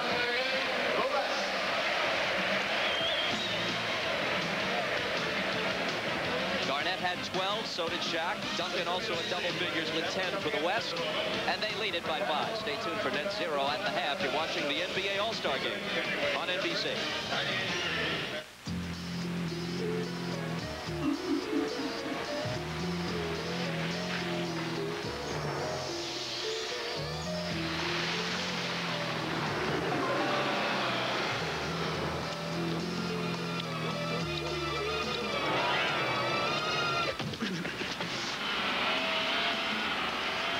keys are in it.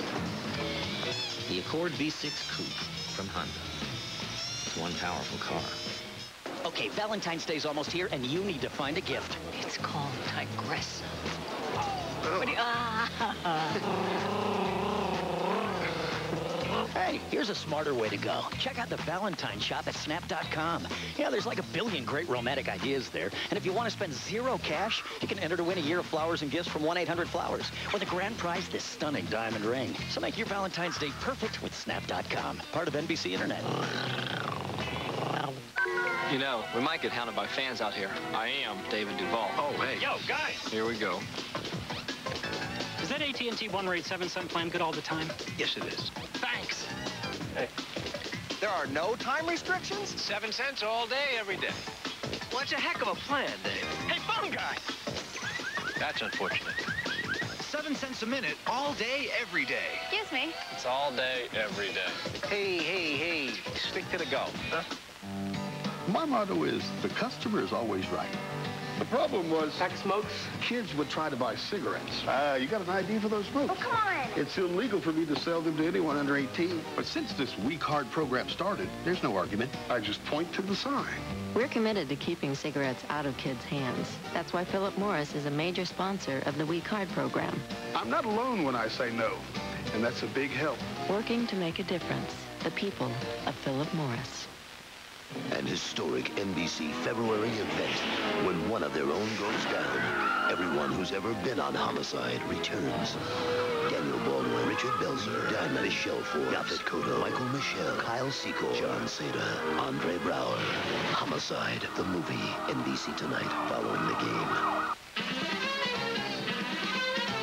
Get into the swing, the PGA Tour's Southern Swing, starting March 4th on NBC.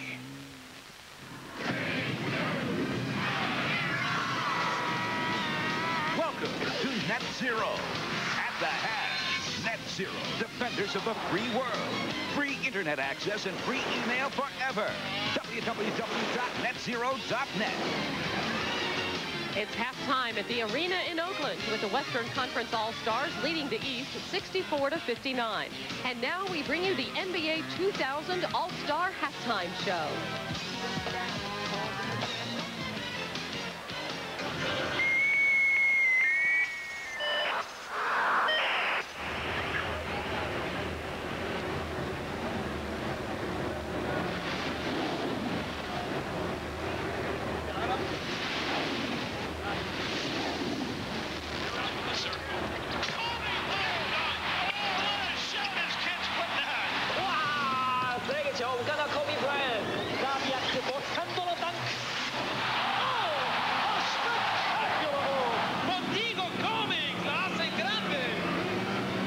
Grandissima classe.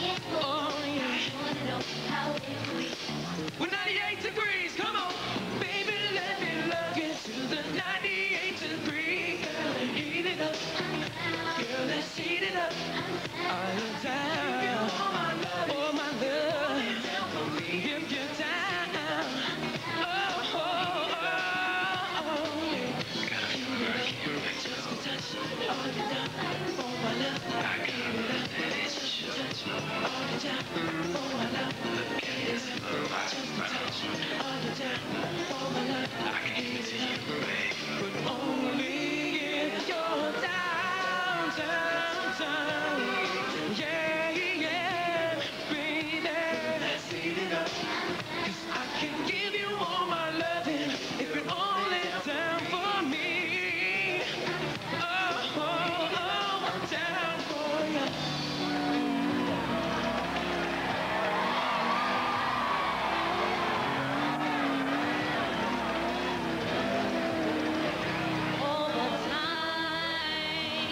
I've been building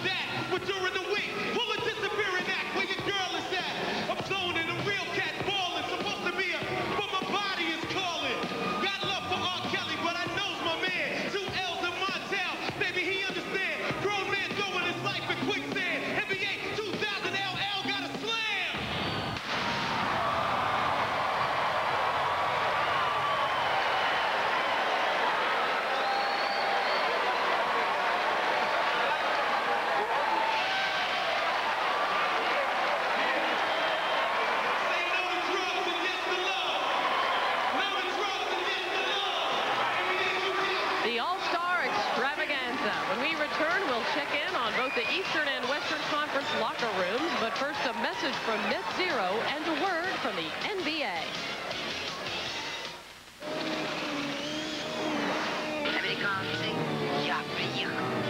What's this Russian doing here? Let's kick it up.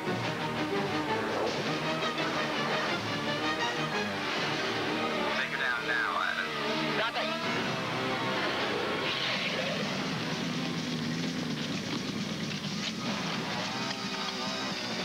Amerikanski! Rock and roll! I'm here to stay! You left everything behind. Your family, your country.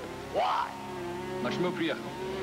Товарищи, друзья мои, вы понимаете, в моей стране ну ничего нет за бесплатно, за все нужно платить. Не буду платить за интернет-аксесс. What's he saying? He wants net zero. Well, of course he does. Free internet access, Net Zero, defenders of the free world. A community is like a giant puzzle. Every person is a unique piece. Look at Brian Grant. He hosts 25 kids from local rec centers to every Blazers home game. And how old are you? How old do you think I am? Could you do my hair like that? Over the season, that comes to 2,000 lives touched. Who knows how many more lives those 2,000 kids will touch in their communities?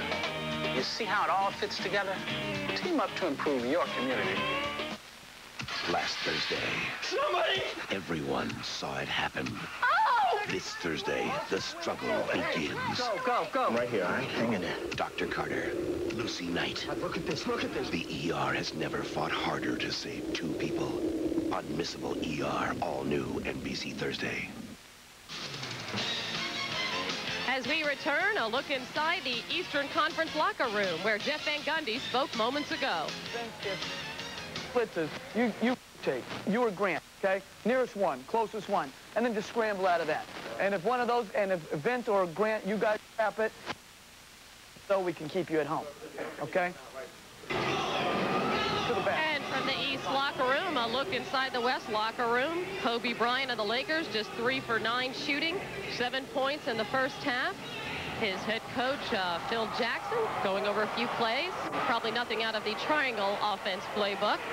Nonetheless, Shaquille O'Neal putting up MVP-type numbers in the first half, 12.7 rebounds and 3 blocks. As the West leads the East by 5, we'll send it back to Bob and Doug for the second half, right after these messages from your local station.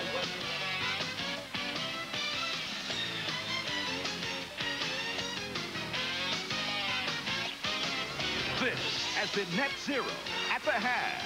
Net Zero, defenders of the free world. Free internet access and free email forever. Call 1-800-DEFENDER. Now Wednesday is must-see TV on NBC. First, on the West Wing, the president's choice for the Supreme Court is in jail. How much is the press now? Edward James Olmos guest stars. Then on Law & Order, an illicit affair leads to murder. Who did it? Your gun, your motive. Here's a clue. Tom Berenger guest stars. All new Law & Order after the West Wing. Must-see TV Wednesday on NBC. Blunk's GMC knows the expense involved in downtime. That's why we rely on GMC trucks, offering an excellent turning radius, gas or diesel engines with easy access for service, and one of the best warranties in the business. GMC trucks offer all of this and still provide excellent comfort and visibility. We believe adding a GMC truck to your team could give your company the best preventive maintenance plan we know. Blunk's GMC invites you to come in and let our professional sales staff fit you with one of the most perfected medium-duty trucks today. How do you improve the all-new full-size V8 Toyota Tundra? Simple. Just add a little more steel. Toyota Tundra, Motor Trend Truck of the Year. Now, during Toyota's National Truck Celebration, there are great values on Toyota trucks, including Tacoma and Tundra. Motor Trend Truck of the Year. Toyota's National Truck Celebration. Now at your Toyota dealer. At Progressive Bank, we understand banking reinvented bears definition. But one thing is clear. Banking is not reinvented without internet banking and other online services that are second to none. Introducing ProgressiveBank.com, the state of the internet banking art, not the online brochure of the typical bank. At the core of this true e-commerce portal are banking services at their easiest yet most comprehensive. Progressive Bank and ProgressiveBank.com. That's banking reinvented. Bo Bayman on Region 10 News. And you've seen it all.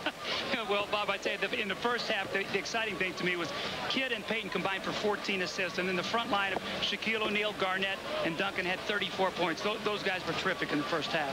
Let's listen to some more of the sounds from that first half. That was a foul on my push. On the arm. Yeah, and the region by the top of the Ain't no fair, man. I got so little hops and you got so much. Can you stay back? Please. Thank you.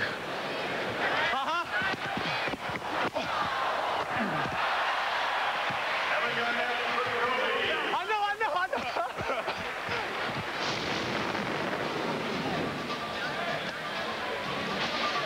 Second half just around the corner. We'll step aside for a moment and come back to Oakland after this.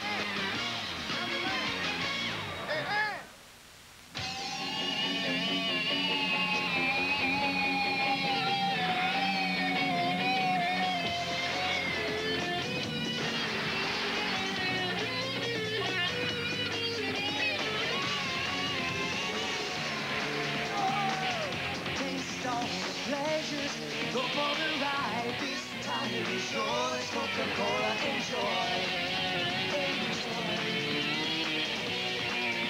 There comes a time in every man's life Welcome to the family, Jack. when he must choose between doing what he's told Don't rock the boat, Jack. and doing what is right. If we don't get this company on the net, we're dead. You're a loose cannon, Jack. You have no idea what you're up against. In a world where you're only as good as your technology. We're going with Sun. I'm watching you, Jack. Loose cannon is my middle name. Critical decision. A Dot.com production.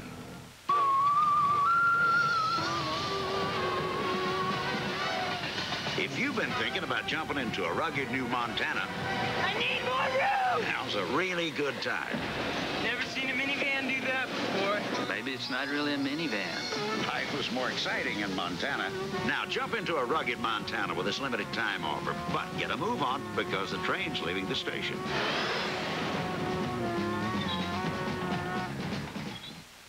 Thursday, it's finally here. The Friends 1 Hour Fantasy so big, it's Monica big. What if Phoebe was a Wall Street shark? Rachel fell for a certain soap opera star. And what if Ross was still married to Carol? We could have a threesome. I love that idea. The Friends 1 Hour Fantasy is here. Must-see TV Thursday. Ahmad Rashad back in Oakland at the All-Star game, and I'm joined now by my main man, Gary Payton. And Gary, see, now the first half All-Star game is about over now. Now it's about winning.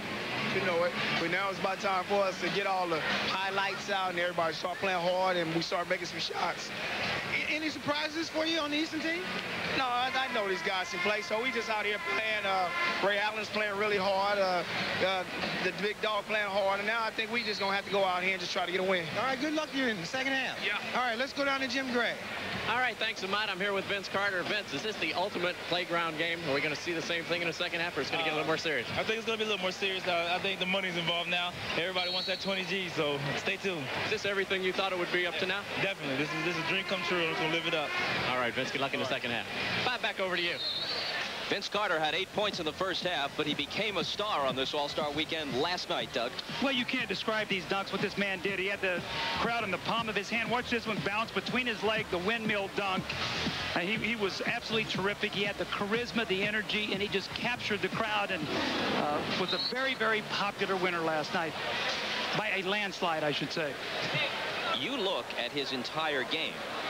The slam dunk contest, with all the highlights, not just in the live airing, but all the highlights later on the various shows on broadcast TV and cable, have really put him into the consciousness now of casual fans, not just rabid basketball fans. But it isn't just his dunking, as stunning as that is. He's a good rebounder. He's a good defender. In his 2 years in the league, he's become a better ball handler, a better outside shooter. This guy's a coming star if he isn't a superstar already. Well, and also, too, his team, Toronto, is probably going to make the playoffs this year, which is another thing. You see them hugging Magic Johnson. But, you know, the thing that amazes me about Vince Carter is when you see him in person, Bob, is the power and the strength that this man has as an athlete. You know, sometimes that gets lost on television, but yesterday in that slam dunk, he did it so easily. He didn't even break a sweat in the competition. Many fans still in the aisles trying to find their seats. Third quarter begins. Here's Eddie Jones for the East. They trail it by 5. Grant Hill, Duncan guarding him. Morning working on Shaq. Nice move to lose him. Actually got 2 guys in the air that time, and then the great up and under fake by Morning got him the slam dunk. Zoe, who's really outmanned by the much larger West front line, has played a good game. He has 9 points. Kidd cross court to Garnett. O'Neal grabs it. Look at the look on Vince Carter's face trying to hold him out. Well, they came over and doubled, and Garnett was free. 14 points now for Kevin Garnett.